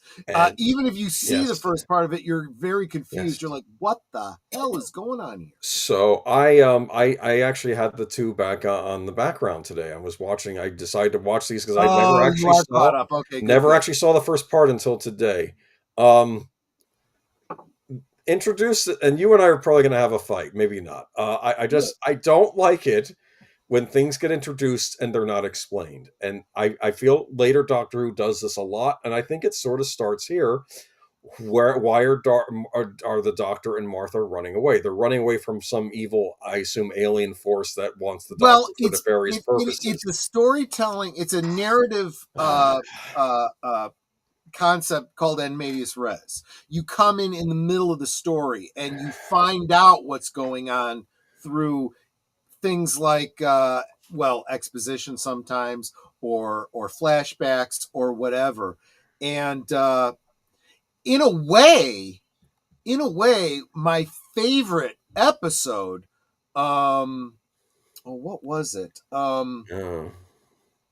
The one with Sally Sparrow. What's the name of that? Samantha episode? Sparrow. Or is it Sally Sparrow? I thought it was. It is Sally Sparrow. I'll find out when we get to it. Anyway. The introduction of the it's coming up. Just how. Yeah. That one is kind of en medias res too, and you find out on the back end that if done well, it's a great narrative device. Okay, so the Doctor and Martha have to go back to 1913 or 14, whatever, England, and he has to put his Time Lord essence into a stopwatch to hide from the evil aliens, and then he turns himself into a human using some contraption he sticks on his head, and so now he's John Smith, I guess public school teacher. So this does tie back to some old Doctor Who lore, this concept of the Infinity Arc. But the idea of it, putting his memories into a fob watch, that's new. This was an adaptation of a Doctor Who novel. Did you know that? It was actually the McCoy era Doctor Who, written in 1995, which they must have liked so much they decided to adapt it into a. So I guess that version's not canon, and now this version's canon. There are a lot. I don't think a lot of even old-time fans realize how many of the new Who era stories are based on either novels or unfilmed scripts from the Schalke, for example. There's one for you. But go ahead. So he does fall in love with a nurse at the school, who I believe is played by the actress who was on Spaced. Who is her name? Jessica Hines? Is that her name? I don't know. Jessica Hines. That's her name. There's a lot of callbacks on Doctor Who to the show Spaced, because the Space was sort of like their kind of geek culture sitcom type show from the 90s. If you haven't watched Spaced, I recommend it. You'll have a good time watching it. There's a scene where Simon Pegg's in this comic book shop and he's yelling, "It doesn't mean what it did to you. You weren't there." And like going on this thing and like, what is he talking about? And then it's a little kid trying to buy a Jar Jar Binks action figure, and the kid runs out of the store crying because he's upset about episode 1, The Phantom Menace. Yeah. But anyway, she was on that show, but here she is playing a widow of a man who was shot, and she's the nurse at the school, and romantic feelings develop because the Doctor is no longer the Doctor. He's this weird character called John Smith, who has weird dreams about fighting space aliens and stuff. Right? And this isn't the first time the Doctor has used the name John Smith as a pseudonym. Yes, that's right. So did John Pertwee when he was working for Unit. Right. But this is decades before that, so there you go. So I guess the big bads in this episode are the family of blood. Yeah, Spaced is hilarious. That was actually Edgar Wright's first, before he started making movies, that was his first thing. Here's the family of blood. They end up taking over creepy British schoolboy, and now he's creepy alien son of the family of blood. Aliens up to no good, and who want the Doctor's essence for some nefarious purpose. And the Doctor instead of, this is what you don't realize, what you find out in the course of this is the Doctor is totally capable of just obliterating these beings, and he doesn't want to do that. So he is hoping to just hide, you go away, and good. I didn't realize that was the reason, because a lot of humans get killed in this episode. Yeah. But again, I've never claimed the Doctor. But it is one of those things where, again, it is him trying to be the good guy, the passive guy, right? Not do the whole kill or whatever. I'm just gonna what I'm gonna do is I'm gonna take myself out of the equation. You can't have my essence or whatever. I'm even gonna forget that I am the Doctor. So and I'm gonna live a life as a normal human. And unfortunately, these guys can't leave well enough alone. And you have these evil scarecrow monsters. And they end up being their own downfall, which is a recurring theme, of course, for Doctor Who. Yeah. So I also noticed Martha Jones in this episode. She's having to be like a maid at the school, and it's like the boy said, "Oh, with the color of your hands, how can you tell if you're clean?" And you know what? Just shut up. And you know what it is. And even the Doctor's like loving this, says, "Oh, I don't believe you're a doctor," and it's like, really. But the funny thing was, though, it's basically saying people can have prejudice and not be totally evil, which I thought was interesting in the story of the Doctor, because she's the love interest, and she basically has to explain, "No, I know all this medical stuff," and she's explaining, "Well, you just read that in a book." "Yeah, to pass my exams." That's what she said. She got very annoyed. But they fall in love, these two, but it's not to be, unfortunately. Right. And but I think he leaves her with a nice memory, and they go off again. They stop the family of blood. The Doctor finds all sorts of things to do with the family members. The dad he covers in chains, and so what ends up happening is he opens up his fob watch. He remembers he's the Doctor. These guys are like, "Oh, great, we can take your time energy or whatever." It goes, oh, you don't understand. I was hiding to protect you. Now you woke me up, and now I have to do what I wanted to avoid. And they end up with very, very hell-like fates. Yeah. The Doctor F's these guys off. He throws one into a collapsing star, I think. He throws the other one into a black hole. What happens when you fall into a black hole? You get spaghettified. But you get spaghettified over all of eternity. That's interesting, because one of the villains a couple of the villains in Superman the Animated Series, that happens to them. Anyway, because of time dilation and how gravity works and that kind of creepy stuff. Schoolboy gets turned into a scarecrow forced to look over England. Yes, he is literally conscious and alive in the body of a scarecrow for all of eternity. The little girl, the daughter, he trapped inside a mirror, and she wonders if maybe someday he'll forgive her and let her out. I don't know, because she was which I can almost guarantee you he never will. Yes, but he says when you think you see something out of the corner of your eye in a mirror behind you, it's her. So this was the big two-parter. Poor Martha Jones. She's like the first human he falls in love with, and it's not me. She said, Yeah, exactly. So but they go off, and now we're getting to here you go. Here you go. What was the name of the episode? The name of this episode, I believe, is Blink. Blink, that's right. This is the episode that I always recommend to people who have never seen Doctor Who. Yeah, I love this episode. It is a perfect introduction to Doctor Who. Oh, it is. Because you see it through the eyes of this actress. The character is Sally Sparrow. Yes. Again, very en medias res. You as a Doctor Who fan have no friggin' clue what's going on. There is no Doctor. There is no Martha Jones. There is nothing that you're aware of. There's this character you've never heard of before. I'm thinking, is this a character from a new spinoff we're going to be getting? The Adventures of Sally Sparrow. Yeah. I mean, you almost could have done, but my understanding is she went on to do like other film and whatnot. She had a big. Is that her name, Carey Mulligan? Yeah. I only know that her would from this, explain it. but No, yeah, Carey Mulligan's been in a lot of stuff. Yes. yeah. That Okay, there makes you sense. go. Yeah. But this was the first thing I ever saw her in. This was, again, another one of those episodes written by Stephen Moffat. Brilliant use of time travel in this episode. Okay. Closed loop paradox kind of stuff. It's brilliant. The introduction of the Weeping Angels. The Weeping Angels. I'll tell you, they should have never used the Weeping Angels again. They ruined them by trying to use them again. Maybe. Yeah. I will explain why I say that in just a moment. Yes. Okay. That's fine.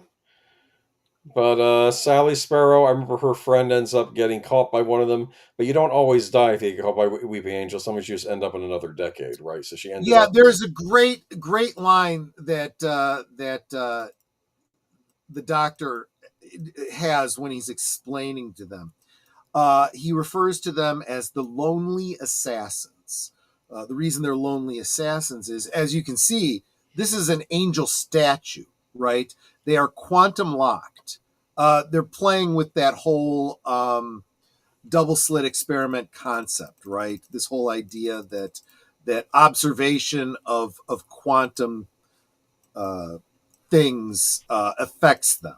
So their condition is that they are statues when you are looking at them. But if you're not looking at them, they can move, and they can move very quickly. And it's like an evolved defense mechanism. You can't kill you by making you live to death. You can't kill a statue, but then you blink, and then, oh yes, it can, because it can move. And how do they kill you? When they touch you, they teleport you back in time. And then they live off of all the years you would have had. They steal that time energy from you. And how do they kill you? They kill you very nicely. They allow you to live to death. You go back in time and you live out a normal life. But some people die like right away or have a worse end or something. I remember that. It's not. That's not until the Matt Smith era. Okay, we'll get that's there. That's what they ruined them. Yeah. Okay. Here it's just sending you back. The Doctor leaves a recording behind for Sally and you Sparrow. find out that this Sally Sparrow is in the present. Mm-hmm. The Doctor and Martha Jones are in the past. They've already been sent back in time by the Weeping Angels, but without his TARDIS, so he has no way to get back. I see. Interesting. Okay, but Sally Sparrow figures it out. Well, I remember that. Basically sends a message, and this is where the paradox comes in. He meets up with somebody in the past, kind of gives them some future knowledge to nudge their life along, so that he will get into physical media someday. Things like VHS and DVD, and would be in a position to put DVD extras on things. And the DVD extras that he's putting onto a bunch of different DVDs are a recording from the Doctor. And people in the modern day have found these things and didn't understand what this was, because it was a specific message for a specific person. And so there's all these internet forums trying to figure out like it's some sort of augmented reality type game or something. Interesting. And Sally Sparrow's boyfriend is one of these people that knows all about this, right? And will be her boyfriend anyway. I don't know if you knew this, Boomer, but that whole segment of the Doctors, his side of the conversation, you can find that on YouTube. Oh, interesting. If you memorize the dialogue, is this like a memento sort of thing? You could literally say and have a conversation with the Doctor. That's so weird. Yeah. That sounds got away from you a bit. Yeah, that sounds got away from me a bit. Yeah, and that's really cool because you see her watching this message, not realizing what it's about, and she's only hearing, him saying half a conversation. And when she finally sits down to listen to it with her buddy next to him, there's this great bit where he's explaining to her, I'm in the past. I need you to help me. I need you to get the TARDIS back to me. I'm a time traveler, what the weeping angels are, all that kind of stuff. And she says, wait a minute. If you're in the past, no. She's like, how can you hear me? He goes, well, I can hear you. Well, okay, I can't hear you exactly, but I know what you're going to say. She says, how? How do you know what I'm going to say? He goes, look to your left. And she looks to her left, and her boyfriend is sitting there writing. She goes, what are you writing? He goes, oh, I'm taking down your side of the conversation. This is interesting. I've only ever heard his side before. That bit about look to your left, though, that's really interesting. We've all thought that's like a political statement or something. She goes, no, he's talking about you, you idiot. That's funny. So yeah, it's a very interesting use of time travel, right? Yes. He can't actually hear her, but he's got the transcript that her boyfriend is writing of what she says, and in the future she will give it to the doctor so that he has it in the past. See, and so yeah, he explains what the weeping angels are. Don't blink and you're dead, right? So there are these great moments where, they're they're running from the weeping angels and they turn and they're there, and then they blink and suddenly they're right in front of them. It's all these kind of jump scare kind of moments. Now, here's the best thing about this, right? Once they've established, if she's looking at them, they can't move. If she blinks, they can move. If she turns away and runs, they can move. But as soon as she turns back, they stop. We always see them as statues when someone on the show is watching them. There is this brilliant moment. It had to be planned where you're watching the scene. Think about the mise-en scene, right? What you're seeing on the television. Mm-hmm. And you see the angel, and you see her looking at the angel, and then she crosses in front of our view between us and mm-hmm. the statue. And as she does that, the statue moves. But because she wasn't looking at the statue at the time, there was nobody looking at the angel. So how was it able to move? It wasn't able to move because we, the audience, were looking at it. And when she crossed in front of us, nobody was looking at her.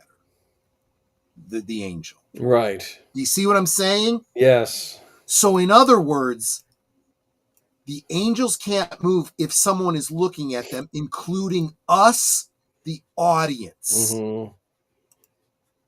That's what made this so brilliant and so damn freaky. There we go. And it's ruined in the Matt Smith era, and we'll get to that next week. Yeah, we'll see. We'll be doing a lot of truncation next week because I have some rants to do next week. Let's go to the big 3-part finale. We start out. For starters, it's funny how this episode begins with Captain Jack Harkness screaming, "Doctor, Doctor," and jumping onto the TARDIS, because if you had watched Torchwood that season, you know that the severed hand of the Doctor comes to life, and that's how he knows the Doctor is back in Cardiff, and then he runs to the TARDIS to go and go on another adventure with the Doctor because he's missed the Doctor. So, right. And they end up going to the far future. One thing we should establish in the episode where the Doctor, Eccleston takes the time energy out of Rose. Yeah. Not only does Rose Deus Ex Machina away the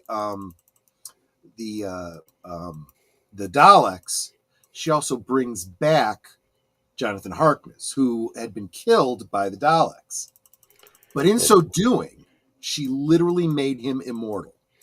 And then he time traveled back in time on Earth and then ended up just living a couple centuries before he got to modern day, where he started Torchwood up again, but tried to make it a bit not as He tried harsh to as remodel Torchwood in the Doctor's image, is how he puts it. Don't get me started on Torchwood. Anyway, so There were this some episode things I liked about Torchwood, but yeah, it had its problems. is kind of That's where they started to go woke, is what I'm going to say. Davies didn't like Primeval. I think he made Torchwood because of Primeval.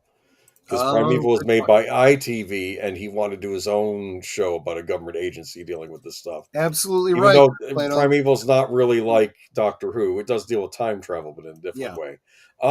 Okay, so here we go. We have Utopia. So he meets a guy by the name of Dr. Yana. No, Professor Yana. Oh, Professor He's just Yana. a professor. And he's played by Derek Jacobi. Yes.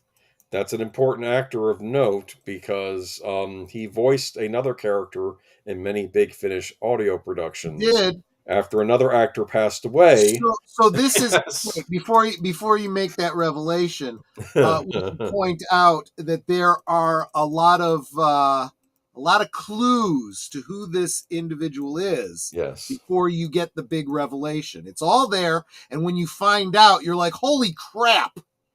And a lot of fans kind of did see it coming. It's interesting. So basically, he's the Master. The Master did what the Doctor did. He got rid of his Time Lord essence, probably to hide during the Time War, right? Something that had happened many times before was the Master would hide his identity. He'd be introduced as a new actor, and you wouldn't know right away who he was. But the name was either what do they call it when you mix up the letters? Like Latin for master or something, right? Or something like that. It's a like clue. If you're paying attention, you'll figure it out.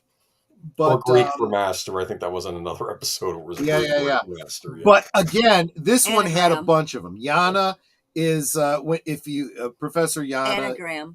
Anagram, thank you. Yeah. If you mix up the letters of Yana, you get the Master. And you rearrange the letters of Torchwood, you get Doctor Who. Oh, I never got that. Never knew that. That's very interesting. Yes. And also, as you were pointing out, this actor did the voice of the Master in some of the big Finnish. The great Derek Jacobi. So there were all these clues for you to find out that he is the Master. But he is, the Master went missing during the Time War. Because he was resurrected from the Time War. That's what the story was that the Time Lords gave him a new set after the whole situation with the 96 movie that we talked about, the Paul McGann thing. He was pulled out of time by the Time Lords because they needed him to help with the Time War. Because he's devious and cunning, and they needed that to fight the Daleks. Exactly. And he decided, screw this and screw you. He got scared at something during the Time War. He ran. Something the Daleks were able to do that he didn't realize they could do, and he ran. That's what happened. He decided to do exactly what the Doctor had already set up previously. He uses the Infinity Arc to wipe his memory and put it into a fob watch and become a human. And he's at the end of the universe, I guess, as the universe is going to die or something. And then, he's trying to start a utopia to save all the remaining intelligent life forms, including humans, and hopefully keep them from, going into oblivion. Like he's trying to create a utopia. And he's the professor, and he's almost like a doctor type character, right? In his human form, he's like filling that role. But then, of course, he undoes the stopwatch, and then he gets he becomes the Master again, and he's evil. See, he opens that up. He kills his companion. Yeah, that was sad. Yeah. She was an alien too. She was like Chantho, I believe, was her name. And he has his own TARDIS there too, and finally, I think he gets damaged, or he's like, well, why don't I just have a new body, a new young body? So there we are. Yeah. And this sets up things that have been revealed earlier this season of who the big bad guy is, and he goes back to present-day London to establish himself, and I believe he gets elected Prime Minister. Prime Minister. Yes. Yeah. And there was a great marketing campaign around this too, where they were putting up bills and online things. Vote for Saxon. It was very clever.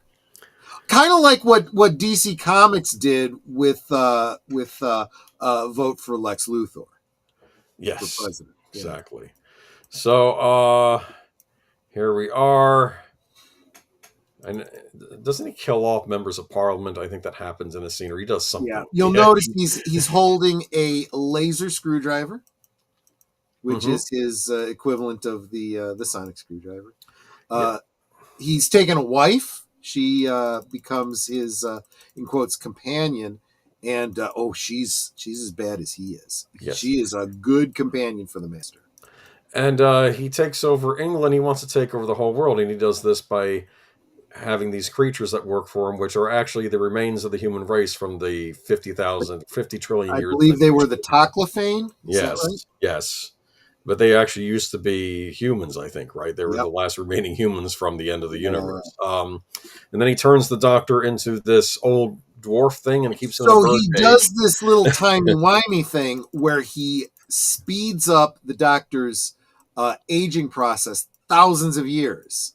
And what's amazing about that is, so this is what a Time Lord looks like if they don't regenerate and they just live for, eons.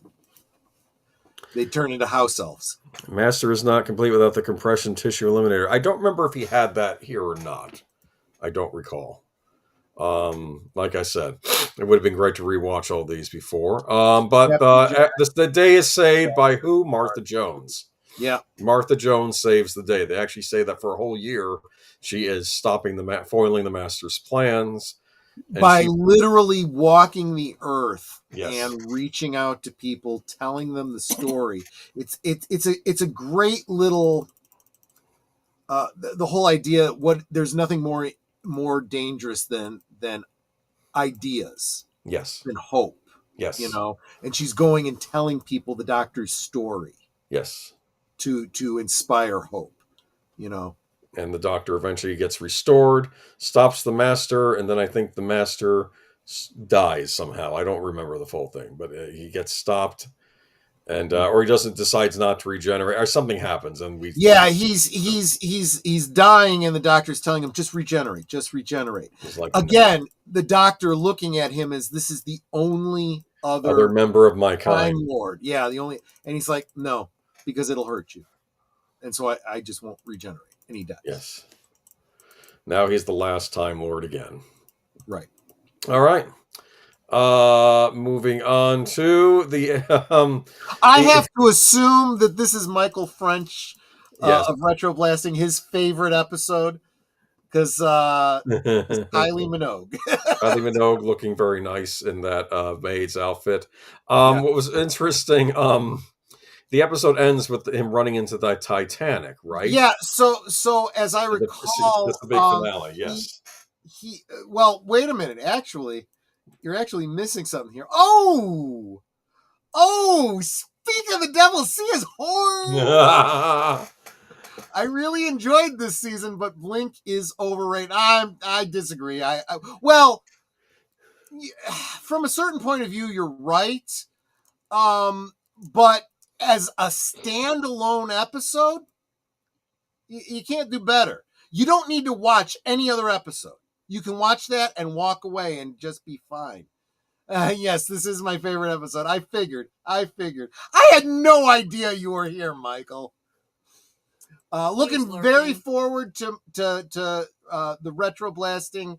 The next big video coming from Retroblasting is going to be a retrospective on Rogue One. I will be promoting the hell out of it. I will tell you guys when that is happening. Very much looking forward to that. I've been here for a while. Been working on Rogue One video graphics while I watched. I'm a Patreon member of his, so I get to see the updates and whatnot. So That's why I'm so stoked. I know what's coming, and I'm very, very excited about that. But yes, in case you don't know, and how could you not, with as much as I talk about retroblasting on this channel, you should be following retroblasting. Even if you are not a big fan of toys, especially vintage toys, he's got a lot of pop culture content over there, Indiana Jones and so forth, that you should really be checking out. But those of you that have listened to me and are subscribed to Retroblasting knows he's a big Kylie Minogue fan. So he's on this big so at the end of the previous episode, it's another one of those episodes where the Doctor leaves his companion behind, goes into the TARDIS alone, and does his thing, and he's taking off. And as he does, suddenly something smashes into the TARDIS and busts through it. And it's the bow of a ship. And the life preserver on the side of it, or maybe it was the might have been the life preserver. I don't remember. It says SS Titanic. And of course he says it, he goes, What? Yeah, that's his thing. What you missed between that episode and the Christmas episode was there was a Children in Need special that sets up why that happens. He gets into the thing, he starts doing his control. Before the Titanic breaks through the side of the TARDIS, as he's going around the control of the TARDIS, he runs into another Doctor. Do you remember who that other Doctor is? No. It's Peter Davison. Oh, that was the Children in Need thing. Yeah. I'm not doing all that here. We'll be here. No, I get it. But the important point is, how does this indestructible TARDIS suddenly have something smashed through it? There's an explanation. They explain it with Peter about Davison. What he's done, the techno babble for why two Doctors could be in the TARDIS. And he yells at him for changing the desktop theme. You changed the desktop theme. So we've seen the different versions of the control room. Yes. And this is the establishment of the idea that it can take on any look the Doctor wants, just like you could change the desktop theme in Windows. It's the same kind of concept. But this differential thing in the TARDIS it wasn't set. And that's why there was a momentary crossover.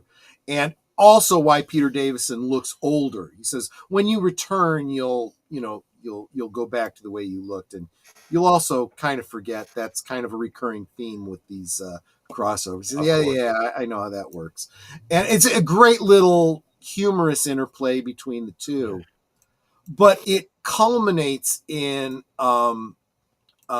David Tennant kind of sort of breaking character to speak to Peter Davison as, actor to actor, and he says something about you were the first time I was young. That's what he said. You were my Doctor, because I was young and you were young, and it was finally and they explain it away in universe, but it was almost like David Tennant saying it to Peter Davison. And he had gone on record previously saying that, Peter Davison was like my Doctor. So this was a great thing. But we'll get back to that. Hold on to that. That's an important point. But then before Peter Davison leaves, he goes, and make sure you reset the differential. Yeah, I know. And he doesn't do it right away. And that's why this Titanic is able to. Well, and again, so this is the second time you've come to the same point in the cliffhanger, and you're assuming this is the Titanic, No. Leonardo DiCaprio. No, it's not. Go ahead. It's a replica Titanic made by aliens for people wanting to do a tour of the Earth from the outside. Right. We'll make it look like the Earth Titanic, because I guess aliens know about it, and they explain these are what the humans are like. They have Christmas on Turkey, and I think did he make some comment how they go into Turkey and eat the people there or something like that? They didn't understand that. Yeah, it was some silly stuff like that. Culture. Yes, and it's because they don't really understand humans. It's like someone getting something wrong about another country on our planet. But yeah, and then of course there's a sabotage of this Titanic. Wait a minute. Funny you say that, Darth Plato, because there actually is a Star Trek Doctor Who crossover comic out there. Although it is the JJ verse Enterprise, and it is the Matt Smith Doctor, but that's a perfect duo. Okay, well we'll get to it. I'm gonna keep my mouth shut. I'm gonna try and be nice. Okay. Anyway, Kylie McDowell is in this episode. I kept thinking, oh, this could be the new companion this season. No, and she was for that one episode, and then she dies horribly. I think she falls into falls to her death. I have not been telling you that there's spoilers. You guys should know this. This is a retrospective. I don't care. Retrospective means spoiler. Go watch them. You can get the entire Tennant and Eccleston era on DVD set for under $20. That's a good deal. It's all available on physical media. It's also on HBO Max. If you're relying on streaming, you're screwed. That's why you own physical media. Well, I relied on streaming to watch the episode today. But anyway, moving on. Donna Noble is back. Returned. The Runaway Bride. Yeah, she turns out, I actually thought our little adventure was cool, and I've been waiting for you to come back, and I think she's been kind of hounding and waiting to see if he shows up, and I think she starts investigating this weird organization that's going to make everyone thin by having them take these diet treatment or diet pills, and she's like, that sounds suspicious, because if aliens are up to something, the Doctor will show up, right? So she's investigating, and Donna Noble's back. Which ends up becoming... No, not becoming a recurring theme. It was already a recurring theme. We've already had Sarah Jane, right? So we know that when a companion is returned, they're changed. They're aware of things that other people aren't, and they kind of can't give that up. You can't unknow what you know. There's a wonderful episode. I don't know if this is them between the mirrors, between the window, but I think she's on the outside of the window, or he's on, and she's kind of doing miming language. It's me. And and then the evil villain of the episode's just standing there, says, am I interrupting something? No. It's great because he's doing his investigation. She's doing her investigation. Yes. They're peeking into a room and they're on opposite sides looking in through a mirror, or through a window. And they see each other across the way. And they are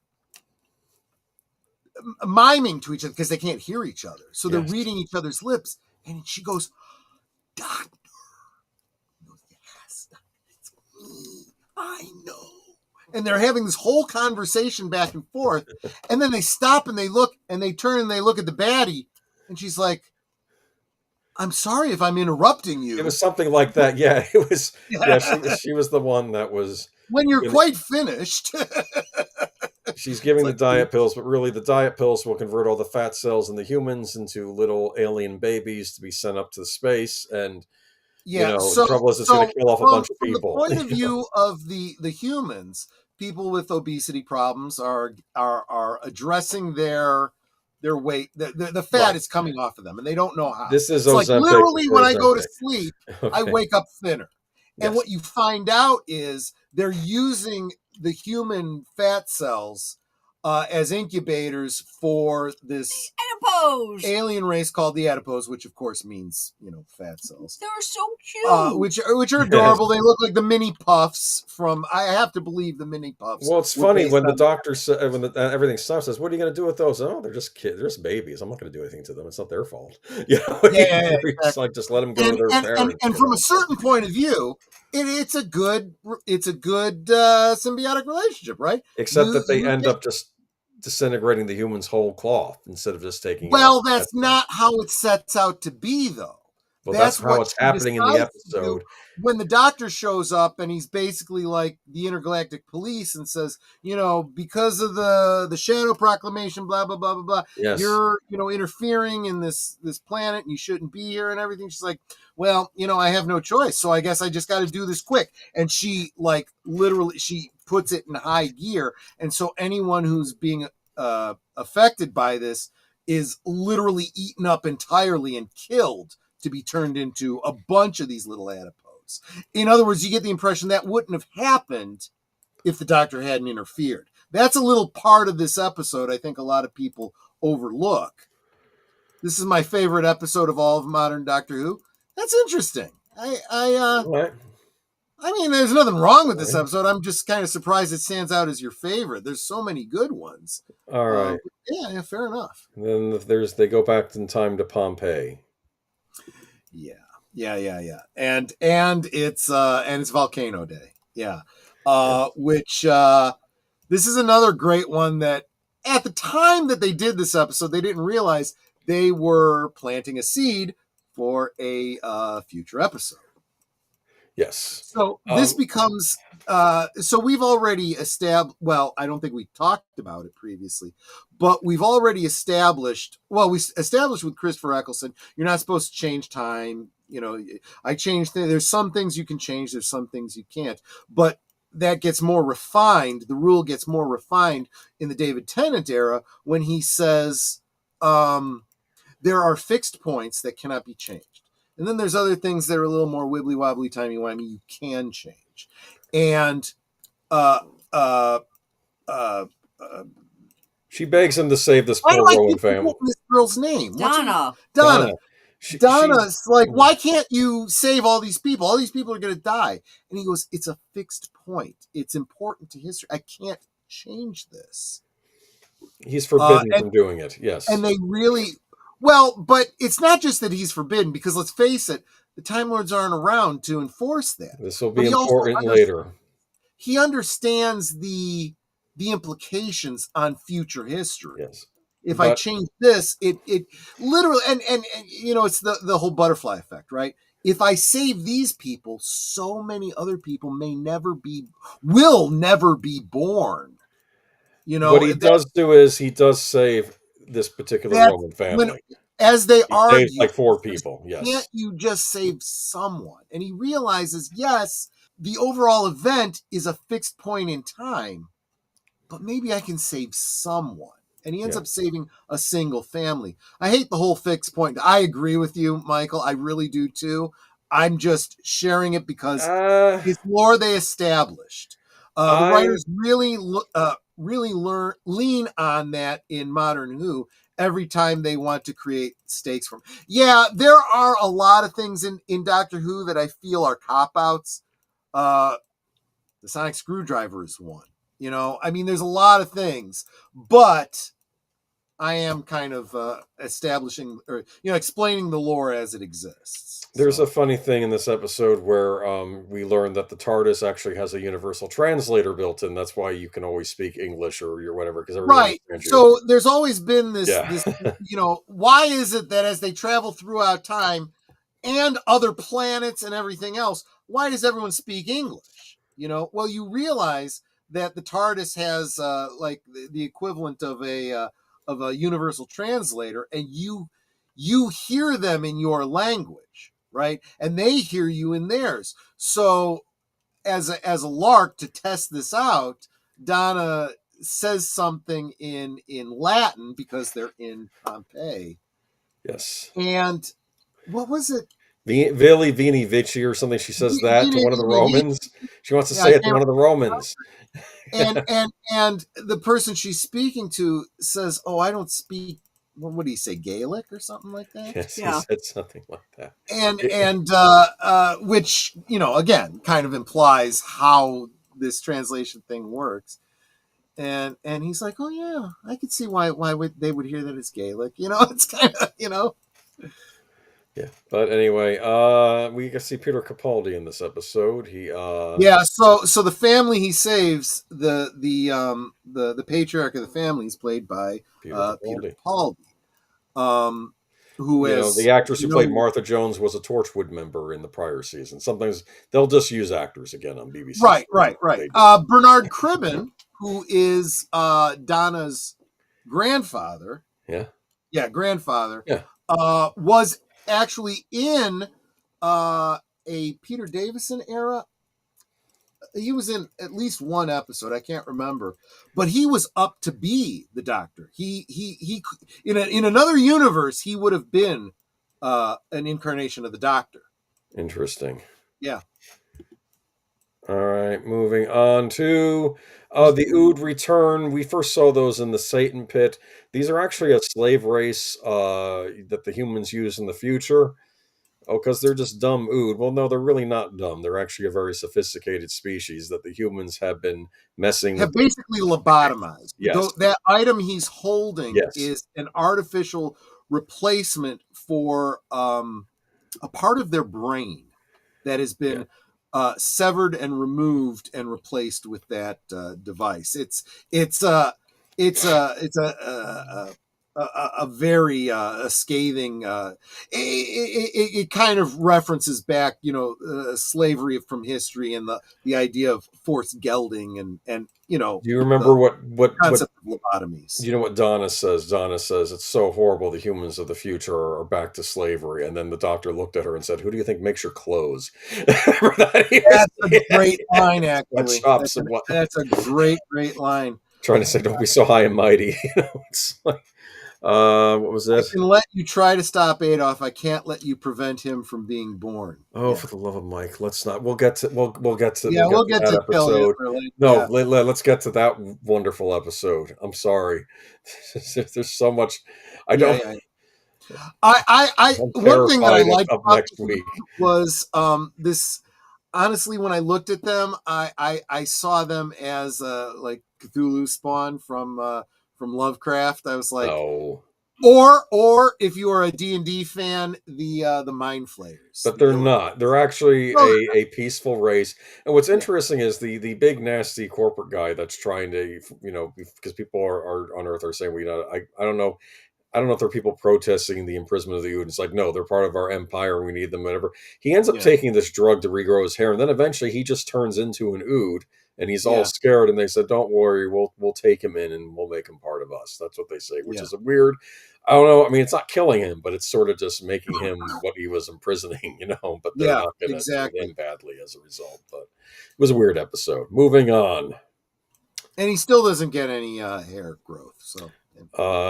this is the Sontaran stratagem. I picked on how they did the Cybermen on New Who, but I thought the Sontarans, at least for this two-parter, are spot on. I think they I agree with you. It was like they were true to their original look and they just elevated it using the modern budget and skill. They make a clone of Martha Jones, who is now working for UNIT. She's like a medical, I guess, doing alien autopsies and stuff for UNIT. So she's heavily involved with UNIT now. And this was just a good. There we go. Finally showing what a Sontaran looks like. I like the one reaction of like one of the British commanders when he sees the Sontaran on the screen. He says, "Oh my God, they look like trolls." Remember that? He was like taken aback. This actor, I forget his name. He recurs as other Sontarans later on because they're clones, right? So you can have the same actor playing them all the time. I met him here at Chicago TARDIS. Heck of a nice guy. Got my picture taken. He was I know that it's a typical plot with this weird corporation. I don't know. Some people would pay to have themselves covered in slime. It's a feature for some people. So basically, Mark Zuckerberg or someone like him is basically working with Sontarans because they're going to give us a new planet where all the smart people can live, and you can do what you want to the Earth. Okay, that's what he wants, right? He wants all the highly genius people of the Earth to just breed and go on their own planet. You can leave the stupid humans behind. I did not like him, but I guess he sort of redeems himself at the end of the episode. But let's see. Oh wait, that's the next episode. But the Sontaran stratagem. I don't have much to say about it. Just a good two-parter. We get to see the return of Martha Jones. She actually joins the Doctor on another adventure. With Donna Noble, which was interesting. So and that's where the Doctor is in the future, and he gets his hand caught in a machine. The machine clones his DNA, and out pops his daughter, and she says, "I'm your daughter." So this planet, this is how they reproduce. They take DNA from somebody, and it's not an exact clone. They alter it, so there is genetic differentiation. But this they take DNA whenever they can because they want to keep it as What's her name? genetically Jenny? diverse as possible, Jenny. Yeah. And so this is literally the female clone of the Doctor, who is essentially his daughter. I think the episode was called "The Doctor's Daughter," wasn't it? Yes. And this cloning, because they're needed for they're fighting in a war, so they're basically born soldiers. They have a bunch of information, kind of like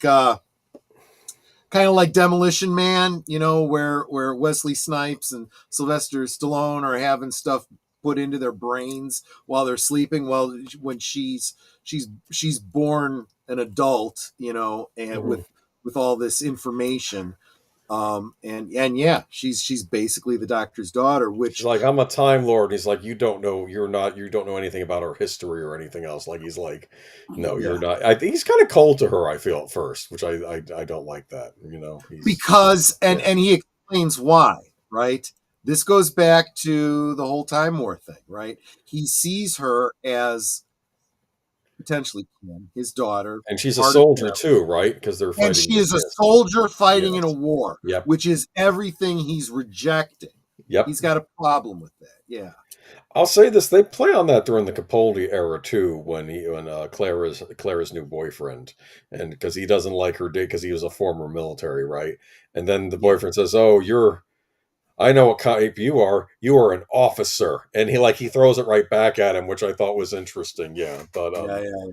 Moving on to well, we should finish up her story because finish up her story. So the actress, and somebody help me, I don't know her name. She is Peter Davison's daughter, so she is, as an actress, the Doctor's daughter as well. In real life, oh yeah, David Tennant, Georgia Moffat, daughter of Fifth Doctor Peter Davison, was cast as the character. That's weird. Okay. Yes, and she ended up marrying David Tennant. Yes. So now the Doctor's father-in-law is the Doctor. It's weird. Well, anyway, they weird, make a cute couple. Yes, I just thought that was really, really cool. So when he says you were my doctor, and you're going to be my father-in-law. All right. Kind of cool.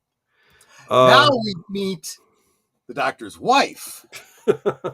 River. The introduction of River's song. The thing teased with this is they're meeting each other backwards. This is the last time she's supposed to meet him. This is the first time he's meeting her. They keep meeting each other in reverse, right? Yeah. Yes. The silence in the library. Yes. I know a lot of people don't care for this storyline. I kind of love it. I have compared this to, if you've ever read the book, you can watch the movie, but I think the book is better. The Time Traveler's Wife. Mm-hmm. It's a story that I believe predates this. It's told in a linear fashion from the point of view of a little girl who meets an adult man, a naked adult man, on her property. She goes and gets him some clothes and whatnot, and befriends him, brings him food, brings him clothes, because he keeps showing up from time to time. Eventually you find out that this is her future husband. They get married when they are appropriately aged, and she finds out the reason he time travels is it's some sort of a development in human development, that he is able to travel through time, but he has zero control over it. It's kind of like epilepsy. It's a seizure that he has, and he feels it coming on, and then he disappears, and he ends up in a random place in time, naked, right? Because he doesn't take anything with him, and a lot of great play with time travel, but it's all closed loop. can't change anything. If it happens, it happens. Nothing that can be done about it. Brilliant, beautiful, tragic story. I highly, highly recommend it. I mean, I guess the easiest way is to just get the movie, invest 2 hours, but you are doing yourself a disservice. The book is so, so good. But that's kind of in a lot of ways the same story here. So, as you point out, this is the first time the Doctor is meeting this River Song, not understanding how she knows so much about him. But what she does know is she will never meet him again in her own. She's had a whole history with him. Yes. And she has actually married him. Yeah. And he doesn't know any. There's this one point where I think it's this very scene you're showing. She says, "I didn't recognize you at first. You're so young." And he goes, "Oh, I'm really not." She goes, "Oh, you really are." This is the youngest I've ever seen you, she says. I believe Alex Kingston is the actress that plays her, right? Yes. Yes. I remember from ER. Was it ER? Yeah. I was going to say, I knew it was a medical drama show ER. in the States. I couldn't remember. For a few seasons. She's not a companion, but she's one of my favorite people in the Hoovers. She kind of is a companion. She's kind of a companion in the she's same kind way. She's kind of a Time Lord, but not really. But she's sort of like she's. Well, you don't even know that at this point. You assume she's important. Yes, she has. You don't even know who she is at this point, and that's kind of cool because you see her from the Doctor's subjective point of view. Yeah, right? Stephen Moffat where I got my Hi Sweeties from. Pardon me? She's where I got my Hi Sweeties from. That is, yes. Hello, when Netter's saying hi, sweetie, to you in the chat, she basically got that from this character, yeah. But so we'll have more to say about River Song later. But this episode is midnight. I'm bringing this episode up. This is when the Doctor, they're on some alien planet. He decides to go on this damn episode, yeah. This is the Doctor screwing up. That's how I look at this. He figures I can reason with these humans. I can, and he's not understanding human nature here. He finds himself having to deal with a bit of mob mentality, the whole, and he can't break through. Scared, people trying to survive kind of thing. The paranoia of people in a desperate situation. Yeah, this is something that happens to human beings, and he doesn't, and it does get solved. It doesn't get solved by him. It gets solved by I think the lady hostess that throws the possessed alien thing out of the lock with her and sacrificed herself. He doesn't save the day. He doesn't save the day here. This is a recurring theme in Doctor Who too. You always have the heroic person, kind of like Kylie Minogue. Another human who just sacrifices herself because it's the right thing to do, and ends up being the hero when the Doctor couldn't be. Yeah.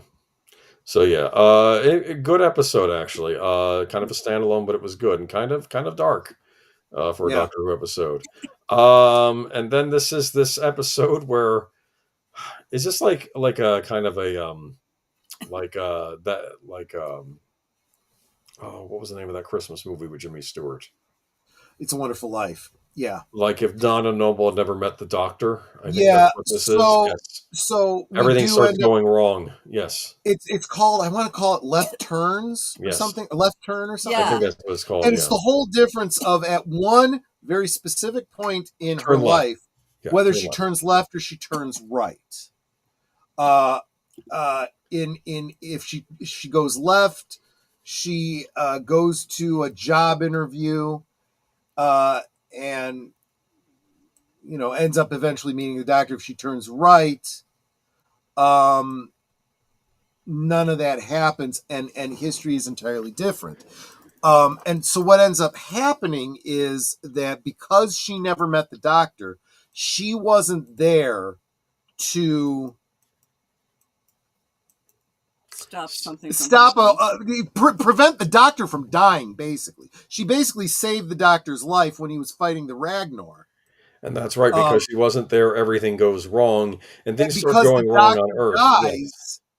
all the episodes we've seen after that, we see the outcome of that. There's a situation where a Sultaran ship blows up, and destroys all of London. Her and her family get moved into these cramped little apartments. Remember that? And I remember her dad, because I think I want to say it's like a Pakistani family living next door, and they're singing late at night. And Don's like, and her grandfather saying, "You know what? This is just like during the Blitz." Well, you know what he did? He went over to them, and then he starts singing with them. Remember that? Yeah. And then they take the other family away, and he's like, "Oh no, it's happening again." And I'm like, "Is this like a Holocaust remembrance? Like, why are they taking this other family away?" And it's this weird thing, because he was in World War II. He must know World War II, because he says it's happening again, and he's all happy because he finds out that the Americans were going to help England, and then the trouble is, then America got hit by the alien baby fat thing. Instead of being in England, it was over in America, and the Doctor was America gets screwed up because of that, and it's all this and it's a brilliant thought experiment of, we've established all this lore for all these years. What would have actually happened if the Doctor wasn't around to stop all these things? And they play it all out. And dude, at this point, this is where I became, well, you got to understand that we were introduced to Wilfred here, her grandfather, back in that Christmas episode. Back in the very first, very first episode, he was selling newspapers at a stand. And he met the Doctor on Christmas. Yeah. And then you find out later that he's her grandfather, and so on and so forth. Yeah. He is my favorite Doctor Who companion. Okay. Oh, was he really a companion? Yes, he was. I guess you could argue by the end of this Tennant run, he is a companion. Yes, absolutely, he is. Yes, absolutely. But it's mainly about the finale, though. We're gonna get to that. So, and you keep seeing that Donna. It's like she knows something's wrong, something's not right, and she can't figure out what it is. And every now and again, someone will say to her, "There's something on your back," and she'll go to look, and she almost sees something, and she doesn't right away. But only to find out that there's this alien something or other on her. It's like a big spider. Yeah, that was sent to change history or whatever, and is doing this to her. And if she is able to get this thing off of her, she'll enter Rose Tyler to help her out. Right, Rose. Yeah, do you have a slide for that where Rose shows up? No.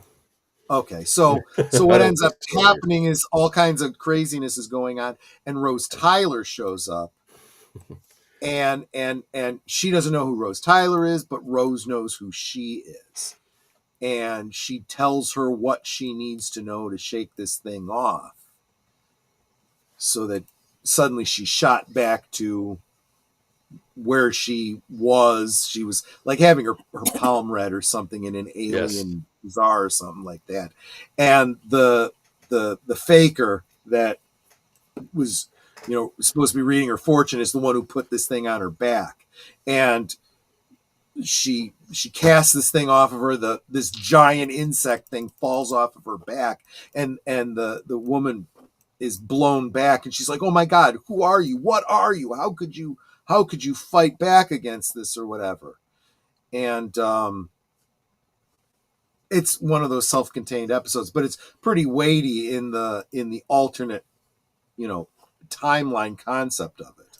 But you do realize then that there's something very special about Donna Noble that we haven't tapped into just yet. So here we have the big finale. Everyone's back, including Sarah Jane Smith from the spin-off show The Sarah Jane Adventures, Jack Harkness from the spin-off show Torchwood, including people from those shows too, like they're the actors from the other shows as well. Right. It's a big reunion because the big bad is back. And what's really great is you have this. You have everyone realizing that the Daleks, are involved, and when Sarah Jane and Captain Jack hear the voice of the Daleks, exterminate, they're both like, "Oh my God, we're dead. That's it. There's no hope. They have You know? barriers set up in their areas to try to Sarah Jane hugs her adoptive son. She's Yeah. like, "I'm so sorry you never had a chance." Technically, he is her son because he has some tiny portion of her DNA in him. Oh, okay, Yes, yeah, I'd yes, forgotten that. yes. And Captain Jack does the same thing with his companions. You know, it's like, "I'm sorry, I can't, you know, stop this or whatever." It's it's a very dramatic, you know. Well, it's sad because clip. a few of them got killed on Torchwood the prior season too, so they're already reeling from that. Right. And exactly. so here we are. Miss Davros comes back and he's like, the voice is different, but the arrogance is the same. Yeah. And then he introduces himself as Davros, Lord and Master of the and Creator. So Lord and Creator last of the time we Dalek saw race. the Daleks, they were, you know, cannibalizing humans to make a new kind of Dalek, and that didn't work out. You find out that they've gone and found they've used time Davros. travel to go pull Davros was saved in the Time War. You find out by Dalek Khan. Saved him from the Time War. And in return, Davros has been using bits of his own cells to create new, pure Daleks because he's a Khaled. So and he opens his chest up. You see like almost bones on the inside. And yeah, he's literally taken. And he goes. I remember what he says though, and yet it was a simple Dalek could do what emperors and Time Lords couldn't, and save me from because David Tennant says that's impossible. I saw you die in your ship crashed into the Nightmare Child or something. He was like, and he's like, I tried to save you, and he says, yes, but it was someone stronger than you, and he said Dalek Khan. It cost him his mind, but that in the upper right there, which is interesting because it looks like the same kind of setup as they had for the Emperor Dalek in the previous. So Davros is back, and isn't he trying to align something to like? Does he want to destroy the universe? They are stealing planets from different points in space time, which the Doctor's like, this missing planet, you know, it's always been a legend. They had taken them, and the Earth was one of them. And that's why everyone's here. The Daleks have taken them. And what he's doing is he's rearranging them in a very specific way to create this gravitational engine that will unmake the universe. And then he can remake the universe in the Daleks' image. Martha Jones is at unit, and she's in charge of pulling some kind of plug on some device, which I'm sure someone will mention. Yeah, so it will actually destroy the entire Earth, but it will stop his plans. Is it Torchwood or Unit has access to a doomsday device called the Oscar Hagen, which sounds like ice cream. Yeah. So Oscar Hagen. Who created that? The Doctor says, "Oh, a man named Oscar Hagen." There's no one named Oscar Hagen. Yeah. It's a device that will destroy the Earth, but it's meant to be used in a situation like this, where if there's no other choice, you know, for the greater good, better that everyone die. You know, use it, and they're getting ready to use it. It's like, if it'll save the universe, we'll destroy the Earth. The Doctor didn't like that. Remember, he's like, get rid of that device later. He's not. Yeah. It's but one of those you things. know, again, he gets all, you know, preachy about it. It's like, hey, dude, you wiped out your own people and the Daleks. Don't you know, look down on someone who's willing to do the same thing. How is it any different, really? I like the actor they got to play Davros. He was a great replacement. Very menacing, very sinister. I don't know who's the Doctor's arch nemesis. Some would say the Master, but I don't know. Davros is up there. The Doctor gets shot by a Dalek, and he says, "I'm going to regenerate." Yeah. But instead of regenerating, because I guess he has that hand still. Yeah. So what happens? He realizes that he can heal himself. Using his regeneration energy. He doesn't have to use all of the regeneration energy. So what he does is he takes his regeneration energy and puts it into the severed hand from his first episode where he fought the cigarette. And then we get another David Tennant, but this Yes. is a human David Tennant. It's not Yeah. like a mortal David Tennant, not like a Time Lord David Tennant. Right. Yes. And this is this has to do with he's human because he's part like Donna Noble, right? He gets his humanity from Donna, but he gets all of the Doctor's memories. Yes. And he argues that this Doctor, I think, switches some switch to kill all the Daleks. And he says this Doctor was born out of war. Yeah. But I think when everyone goes there, and I think Donna Noble, as a result, gets the Doctor's intelligence, right? And she becomes very smart and reverses polarity. So whereas he becomes human Doctor, Donna gets all of that time information. Yes. Just like when Rose took in all of the time energy from the Eye of Harmony, it's burning up Donna Noble and she's going to die. So the Doctor has to take that from her again. Otherwise, she's going to die. But in doing so, it's not exactly the same. He literally, instead of removing it from her, he goes into her mind, kind of like a, I don't know, Time Lord mind meld kind of thing, and closes off the memories of anything related to literally any contact they ever had. She's got to forget the Doctor. She's got to forget her adventures with the Doctor, because it'll remind, all of these memories would come back to her and it would burn up her mind. And but I love the line that her mom says to the Doctor, but she was better with you. Yes. Because before that, I'm sorry for the language, but before that, she was a bitch. She really was. And everyone she was knows aimless in her life. That's another thing, which many people find themselves. She was very shallow, and she became a better person. In fact, she saved the world. She saved the universe. Let's be honest here. And Wilfred was like, all these things she did, and she can't know. I'll have to remember it all for her. It's just very, very tragic. touching. Things do not work out for Donna. Everything always works out for Rose. Rose gets to go home with the human Doctor and take her back to the alternate. In fact, she says something like, "He's not you, though," and he says, "But he needs you." That's very much me. And she makes out with him. Yeah, kind of. Well, she says, and the way she establishes that this is as much the Doctor as he is. She says that last day on Bad Wolf Bay, you didn't get to finish saying what you were going to say to me. What were you going to say? And he leans in and whispers in her ear. We don't get to know. Darn it.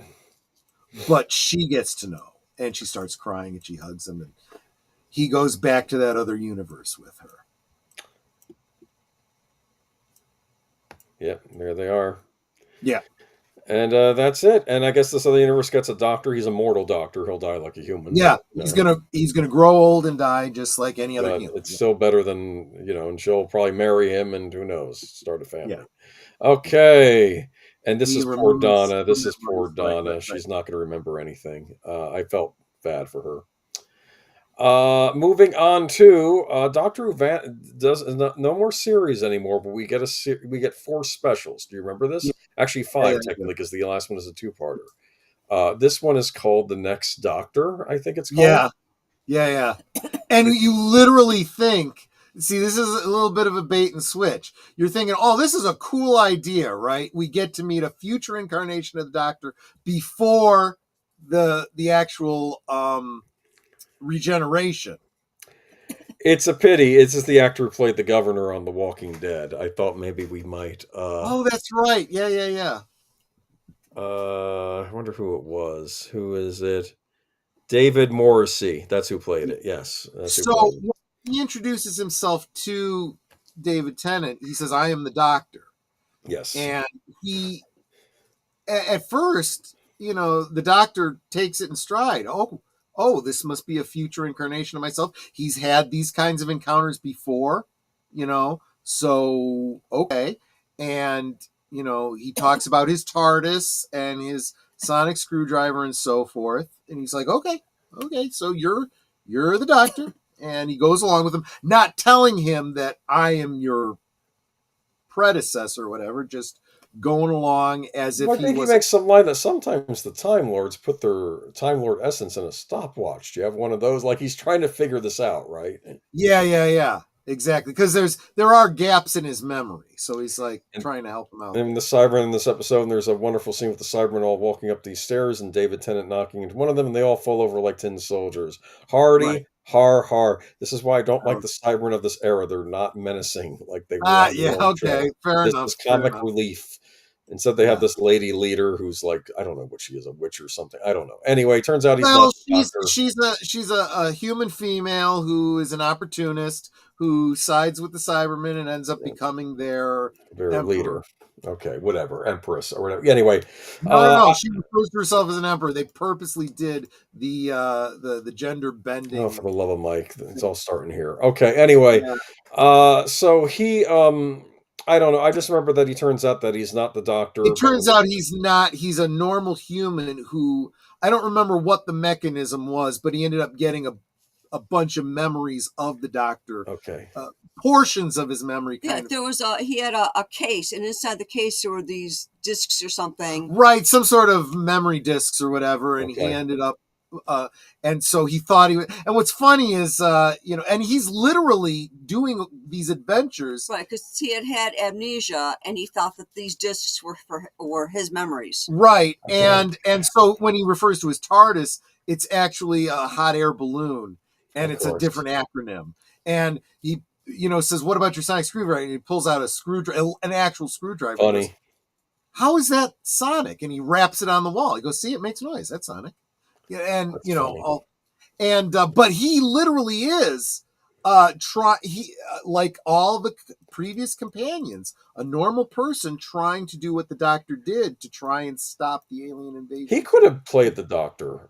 He could have. Yeah, he went on to be on The Walking Dead and said he was the villain, the governor on that series. But anyway, great. Yeah. I do like the end of this Christmas episode, like when the doctors leave. You know what, Doctor? One thing I know about you is I don't think people tell you thank you enough. So him and the crowd, they all thanked the Doctor before he leaves. Yeah. Thank you, Doctor. Yeah. Which was nice. And that was on Christmas Day. We get an Easter special. The Bionic Woman. Yeah, the Bionic Woman. Again, this is them teasing me. Another actress I like who I would have liked to have seen become a Doctor Who companion. Doesn't happen. Yep. This actress was in the reboot of the Bionic Woman, yes, which was at least in part written by Cameron. See if I can find her name, Michelle Ryan. There you go. I think that's who that is. Let me double check on that. Planet of the Dead. Yep, that's Michelle Ryan. Yes, didn't have an English accent on the Bionic Woman show, but she's English. Yes, and she's like a cat burglar in this episode. Yep. I don't even remember what this episode was. I remember not being impressed with it. That's what I remember. Yeah. I liked her, and I would have liked to have seen her on more Doctor Who specials. But oh well. She's like she was one of those really sharp, cocky type of companions who really could hold her own with the Doctor. Yeah, they sparred, mentally and verbally sparred a lot. It was really pretty cool. Yeah. So then we get to the big one. So I had mentioned earlier that, in the absence of the Time Lords, the Doctor has become arrogant. He's the last of the Time Lords. He's done so many things. He's done so much. The rules don't apply to him anymore. He doesn't answer to any Time Lords anymore. Nope. Why do I have to abide by the rules of the universe? I can rewrite those rules if I so choose. This was the Waters of Mars. This is a fixed point in human history. Yeah, this is a we through internet news articles or whatever, we find out about this this Martian colony that it's a failed colony because everyone ends up dying. Bit of a mystery what happens there. But the death of this colony inspires the descendant of one of these original women trying to settle it, and she decides to then pilot the first interstellar craft out of the solar system. Which leads to all of humans' future history. Yeah. So you can't go changing that. And the Doctor shows up there and tries to get away. He tries to not get involved when he realizes that this disease I suppose. Living That's water in a living water. living disease, intelligent disease in the water, looks at the earth, so much water on the earth. It can basically take over water, And and they that's the end of the human race. and the people on the colony that are getting infected realize we can't allow this to get to Earth. There's a can't brief let reference of the Ice Warriors. They had left a warning about this, I think, before Yeah. they left Mars. I think it another might be one of those explained why they left references. Mars. Yes. Yeah. It's You like know. Linda Blair. Yeah, well, yeah. Darth Plato is saying this was a very scary episode. Yes, Yeah. absolutely true. In fact, it reminded me a little bit of, if you've ever seen the John Carpenter film Prince of Darkness, where the devil or whatever, spreads itself through water, and you'll have one person that's infected go and spray water from its mouth into someone else's. Yep. You know?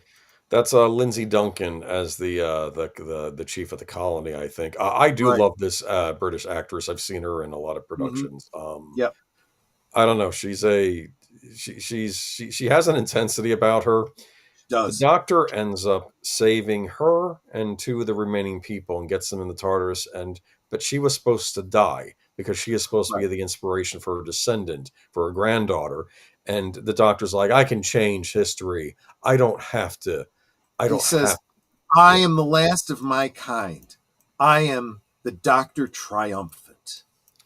She is very angry at him over this, and it's weird. It's like she knows something. She holds a gun at him, almost like she's going to kill him, because I think she realizes that what he did was a mistake. She ends up shooting herself instead, so she still dies, and that tragedy will still impact her. And so the only change that happens is, instead of her having been recorded as having died on the colony, she died after returning to Earth. Yeah. But then, of course, that raises all the questions about how did she get back to Earth and all this kind of stuff, which, still fulfills the whole mystery, so that the descendant still, goes and investigates. The doctor realizes he made a major screw up. He got way too arrogant, and that this is going to be a. And here's another example of someone sacrificing herself again for the greater good.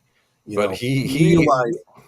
In some go ways, the doctor is the villain in this episode. I almost thought I heard the master music playing in one scene, when he was doing his stuff. And this is like a kick in the ass that humbles him out.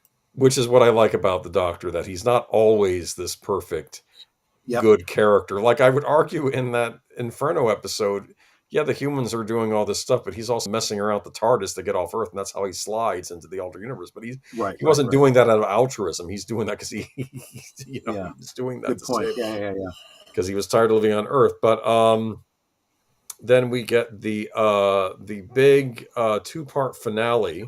I think he sees an Ood too, and almost like the Ood realized what he'd done.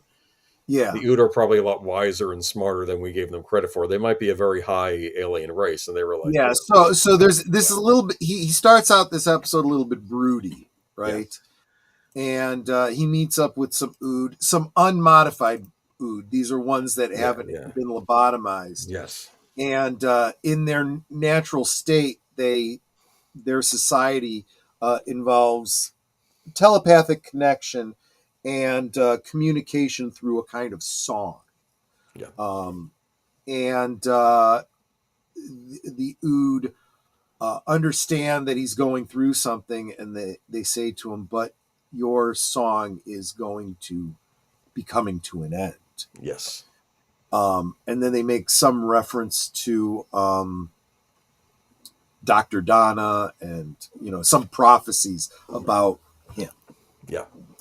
And I know that I think they're bad aliens doing stuff behind the scenes, but the real bad alien here is the Master, who somehow who didn't die. He somehow came survive. back. He's wandering around like a homeless man in London, and he's just like the 96 Master, who somehow survived by forming a symbiotic relationship with an alien snake type thing. He's found a way. We don't know exactly what that way is, but he's burning through his regeneration energy just to stay alive. The doctor's And telling him not to do that, and like he's this hurting is people too. I think he kills right. people doing that. He is kind of like his metabolism is so out of whack. He has to eat constantly, and he'll eat anything, any organic thing, Including people, I guess. Yeah. So you notice who's on the far right? It's your friend. Yep. It's Wilfred. Again, always willing to help the doctor. He shows up, and he's like, Donna can't see you. You gotta stay away. And she starts to get her memories back in this episode, which, I thought you said this would kill her. Well, wibbly wobbly, timey wimey. They talk their way around it. But Wilf, I believe, makes some comment about, well, it's Christmas. I always expect to see you at Christmas because all these Christmas episodes with him. And then the master does something where he fixes some device to try to turn every human on Earth into the master. I'm going to create the master race, and it's going to be all copies of him. Exactly. And literally, people in the world all over, they just, and then suddenly they're him. Yes, exactly. Yes. Yeah, there he is. So this is his latest plan, but that's not all. Apparently, the Time Lords are observing all this too. Yeah, my least favorite James Bond. Sorry, Michael, if you're still here. But Timothy Dalton as Rassilon, who they resurrected, I guess, for the Time War as well. Right. And you see those two Time Lords behind him. They were ones that didn't want to do this final step to win the Time War. Because remember Rassilon? Which is very interesting. Yes, Rassilon was a villain. Yes, he was very important to the creation of Time Lord society, but he was also a big villain. Well, I think Time Lords are arguing that we have to come to an end to save the universe, and then Rassilon's like no, and then he disintegrates. One of the Time Lords arguing with him. Remember that? That was a thing. Yeah, we're not. And going these to die. two, I believe they're both female. No, I think one's a man, one's a woman. Oh, okay. Yeah, I think one's and there's been a lot of speculation. There's one that thinks that the female was like the doctor's mother or somehow related to the doctor or whatever. The whole thing about covering their face, that people have tried to draw correlations to the weeping angels. I don't know. I don't know, but they never really explain. Time Lords are up to no good. To preserve themselves, they don't want to lose the Time War. But in the trope of classic Who, the Time Lords are not necessarily the good guys. They're definitely not the good guys in this one. Well, they can be either. That's the thing. Yeah. I'm gonna disagree with you on this, Darth Plato. It was confirmed by someone saying something. Maybe it was Moffat or Davies or something that said it. I'm sorry, if it's not on screen, it's not canon. So I know that just like when I said about J.K. Rowling, she decided someone was gay, after the fact. It's like, you didn't put it in the story, so it's not canon until you put it in a story. Well, he could be or couldn't be, because he just wasn't really about his sexuality, at least not in the books. Anyway, okay, what was I going to say? Moving on to, so I know the Doctor manages to condemn the Master and the Time Lords to their fate. I think he sends the Master in with them, stops the world from getting destroyed. Or the Master race. So what he finds out, this is very interesting. He's put himself in a situation where he's going to have to kill the Master to stop all this. But in the conversation that happens, he starts to, and of course, Rassilon, doing the whole Republic serial villain, telling his whole thing. Yes. You find out that the reason the Master is the way he is, the reason he's insane, is Rassilon created a situation where, so we get a bit of a flashback to every Time Lord has to look into the untempered schism, the Eye of Harmony. Yes. And they see time laid out in front of them. He said, some go insane and some, I don't remember what he said, and some run. And what did you do? Well, I ran. It implies that this led him to the life that he lives, and it drove the Master insane. Well, you find out that there was something that Rassilon had put into the Untempered Schism specifically for the Master that got into his head and drove him insane. Dun dun dun dun dun dun dun dun dun dun dun dun. And he's constantly hearing this, like having tinnitus in your brain all your life.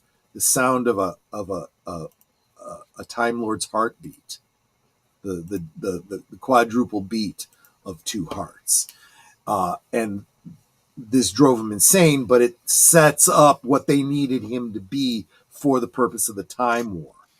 And when the Master realizes this, he gets pissed, and not at the Doctor, at Rassilon. So he dives at Rassilon and basically ends up saving everybody by taking out Rassilon and all of the remaining Time Lords and throwing them back into the Time War. But the problem is that your guy.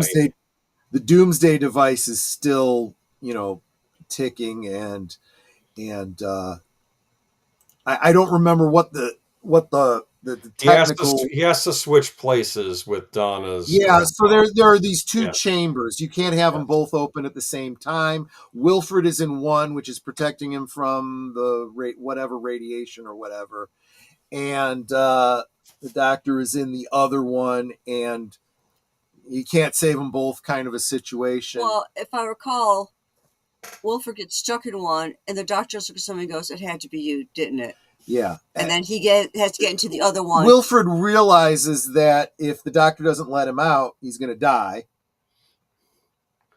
But the only way to get out is for the Doctor to go into the other chamber, let Wilfred out, and then he's going to die. Yes. And when Wilfred realizes that, he's like, then just forget about me. Don't do it. I'm an old man. I've lived my life. You're so much more important. And the Doctor just can't do it. He's like, no, I can't do that. And he even tries to do that. He tries to be an asshole. He's like, yeah, who are you? You're nobody. Yeah. And at first, Wilfred's like kind of hurt by that, but he's like, yeah, that's what I'm saying. And it's very, very, just tear-filled kind of things. He's like, no, don't do this. You are too important. And the Doctor ends up sacrificing himself. And after the radiation is dissipated or whatever, the Doctor comes out and he goes, see, you're okay. He goes, yeah, well, I've absorbed too much radiation. He's going to die. So in his last remaining times, he does some visits. I think that there's he goes on a closeout tour, right? Where he takes the TARDIS and he goes and visits different points in time to literally say goodbye to all of his. I think he stops, he helps out, I think Mickey Smith and Donna Noble, who are now in Mickey Smith and Martha Jones are now in a relationship and they're fighting a Centaur. I think he helps them. He gives Donna Noble. Every time he does it without directly interacting with them, but they see him at a distance. He gets Donna Noble a lottery ticket for her wedding present. Yeah, that's the last thing he does. So what he does is he. No, I thought the last thing he does was visit somebody else. Well, yes, a younger Rose Tyler who doesn't know him yet and says, "I think you're here. This is going to be fantastic." Wait, you're glossing over something. Whatever. So Martha and Mickey are fighting the Sultarans. They realize that the Doctor's just helped them. They turn and look, and they go to thank him, and they realize he's got this very grim expression. They both realize something's wrong. Another situation happens with Jack and Captain Jack and the bloke Alonzo from the Titanic. Mm-hmm. Doctor passes a note to Captain Jack, says his name's Alonzo. Yeah. And he goes, hey, did you know I'm a little bit psychic? Really? Yeah, your name's Alonzo. Oh, yeah. And they get to talking, and they apparently hit it off or whatever. Mm-hmm. And, he continues on, and then he shows up at Donna's wedding. And he doesn't talk to her because he can't, refresh your memory or whatever. He says, I just came to give a wedding present leave a wedding present. I'm paying back a debt. I'm I once paying back a debt, borrowed that's right. a quid off a bloke named whatever her father's name was. Donna's father. Yeah. Used it to buy a lottery ticket, which is his wedding gift to her. Gives it to the mom and Wilfred. And at first, Wilfred's like, see, I told you were going to be fine.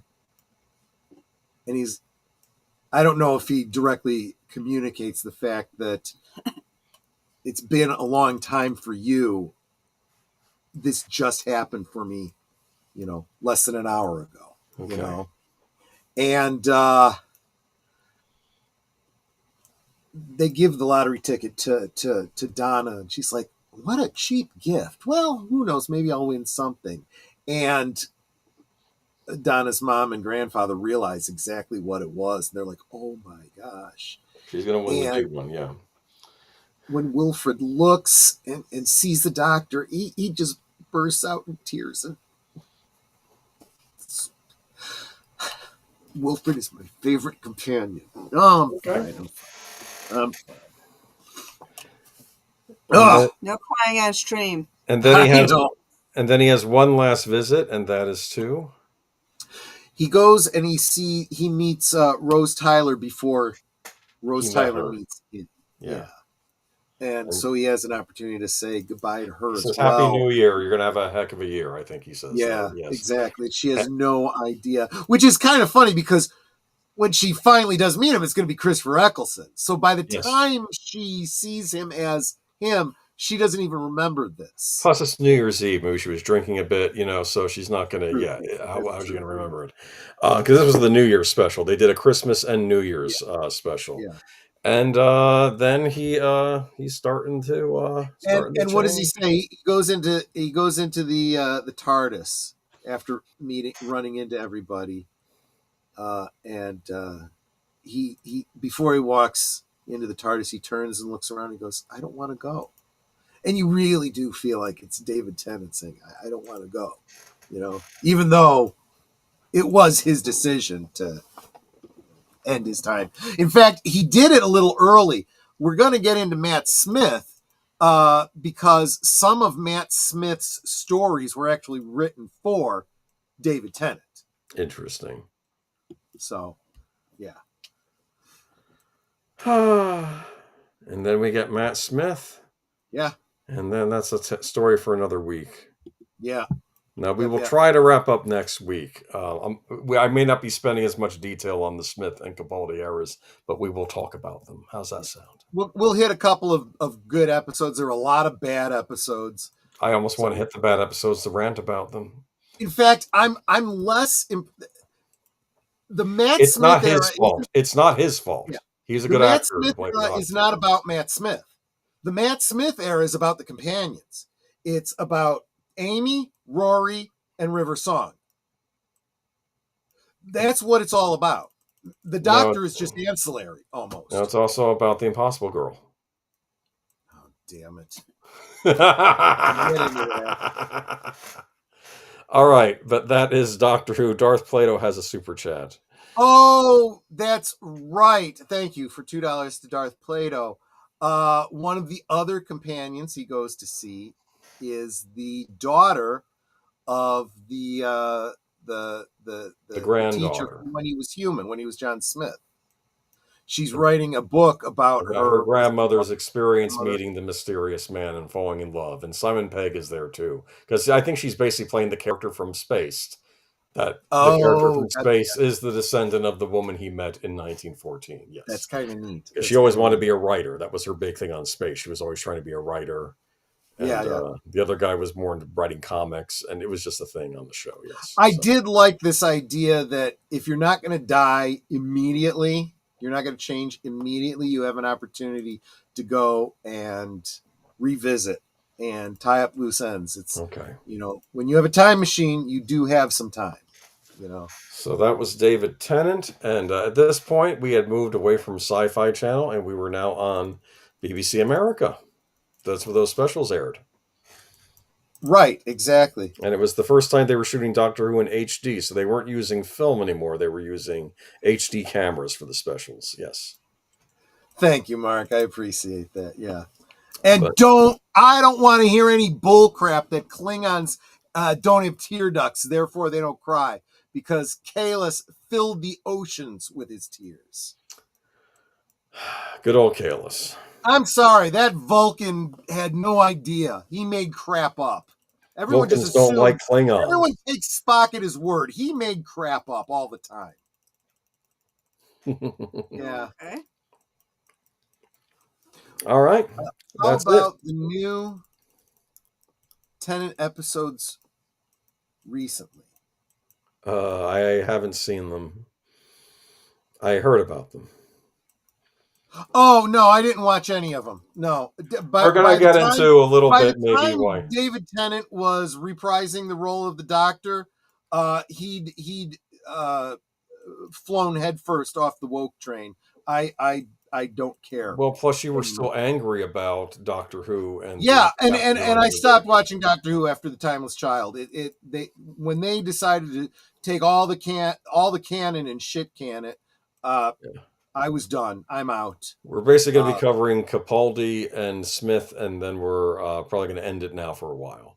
But the idea behind this was I wanted to do a discussion on Doctor Who, and then I was originally just going to do New Who, and Troy said, let's do everything. So I'm like, okay, well, then we have to go do everything. So here we go. There you go. So you're getting one more. You're getting Matt Smith and Capaldi, and we're done. We're truncating it, too, because I got to get up for work on next Saturday. But I don't have to work tomorrow, which is good because we have gone over 3 hours, but I hope you all have enjoyed it. Yep. And so tomorrow, let's see. Well, Netter and I have stuff to do outside the house tomorrow, but tomorrow evening, join us over on Netter's network at 9 o'clock Central, 10 Eastern. We will be watching the original Footloose. I came to be reminded recently that there was a a remake in 2011. Screw that crap. I'm kind of curious about that remake.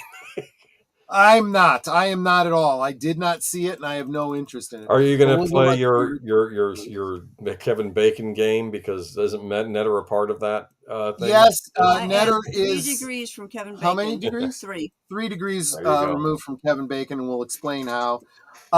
Let's see. So that's Saturday. Sunday, what are we going to be talking about on Geeky Geezers? We got a lot of stuff to talk about. We do. There's more Switch 2 news. There's stuff about Sweet Baby Inc. Oh, yeah. The gaming side of things. There's the Wednesday is getting another season, which I still have to watch the prior season. And we got some interesting stuff. Oh, and of course the chicken jockey stuff that's been going on in movie theaters. And you laugh now. You're not going to be laughing when you're trying to watch The Accountant Part 2, which actually looks like a good movie. And then a bunch of rowdy teens come in and start doing chicken jockey because they already screwed up the Minecraft theater. So they're just going to start. I don't know what's going to happen, but it'd be funny if they start going into other theaters of other movies and just started messing with everybody. We'll talk about it on Sunday. Yeah. So that's Sunday. Monday, for members only. If you are not a member and you wish to be, remember it's only about $2 a month. We will be watching the original 1937 Snow White and the Seven Dwarfs. I thought it was appropriate after since this week AMC is removing the Rachel Zegler abortion from their theaters. Woohoo! So it's they're like it's just not worth it to us anymore. Done. Minecraft destroyed it. Yeah. Well, a lot of things destroyed it.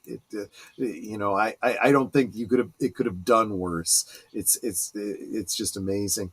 So that's what we'll be watching on Members Night at the Movies on Monday. Tuesday, no Blake 7 on Tuesday because we are going to have a special extended version of Live from Sparkwood in 21. Starting at 7:30 Central, 8:30 Eastern, we will be watching David Lynch's first feature film, Eraserhead, and trying to make some sense out of it. If they erase her head, then how could she see or anything? We'll get into that. I need to get some rotisserie chicken to eat during that. movie. It's a Dude, joke. dude, No, don't man, I'm just get me saying. started. So Thursday over on Netters Network, I don't know what the topic will be on Netters channel. We'll have something to talk about. Thursday, Netters Network, 9 Central, 10 Eastern. And next Friday, right back here for the final part of our Doctor Who retrospective. Doctor Who when it was still Doctor Who, although it was kind of already starting its downward descent. Yes, we'll get into that. Yeah. Though I do have some defense of one particular season, which I know some Whovians or Who fans didn't like. I actually liked one of the seasons that will be home next week. All right. You're gonna put in your Jenna Coleman apologetics. I understand. I will defend her final season. Yes, I thought it was a good season. Yes. All right. And so anything that I failed to cover that I missed that I should have? Yeah, I'm sure there's a ton of stuff we failed to cover, but we only have so much time. Ha. See the time? I use time. Yeah, I get it. Okay. Damn you, Troy. Damn you, good sir. Damn you. What did I do that? No. Oh, because of No Blake 7. I'm sorry. And when we're done with Doctor Who, we'll be doing our 35 week Smallville retrospective going on for the next 35 weeks. So look forward to that. I'm kidding, of course. Because I am actually going to be doing standalone videos talking about. There you go. So that won't be a live stream. Those will be standalone videos. That's fine. You'll be here forever. Another quick announcement. So next week is the last week of April. Starting May 5th, I am planning to start a new feature on this channel. Every day at noon Central, 1 Eastern, I'm going to start a 1-hour live stream, and I'm calling it Liquid Lunch, Last Call Liquid Lunch. Ooh. And I will be choosing a different topic each day to talk about, and hope any of you that have a lunch period that you can hang out with me. It would be a lot of fun. So, and of course, if you can't be there live, you can always catch it on the rewatch when you get home that evening. So that's what I am planning a week from Monday. Cool. And you're the first to know about it. Well, I mean, Netter was the first to know about it, but all you guys here are the next to know about it. So cool. There you go. Netter, any last thoughts, any last words before I wrap it up? I love you. I love you too. Oh, but you were talking to the audience. That's fair. No, they're Osmo. They are Osmo. They absolutely are. Yeah, you guys are great. I couldn't do this without the support of fans like you. You are the best. You are fantastic. I saw what you did. Guys, thank you so much. Have a great one. And we'll catch you on the next one. Bye-bye. Bye. Good night, ladies. Good night, sir. Hit it, sweetheart.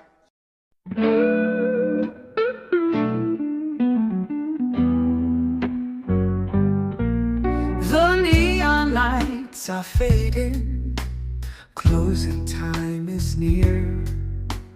Whispers in the corners, secrets shared sincere. The bartender's polishing the final glass. Time slips away like moving through the grass.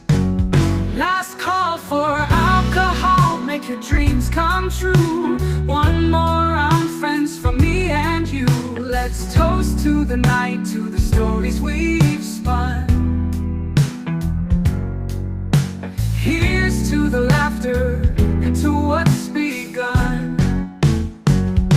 The shadows are dancing as we linger still. Every clink of a glass, a memory to distill. Beneath this smoky haze, our feelings they unfurl.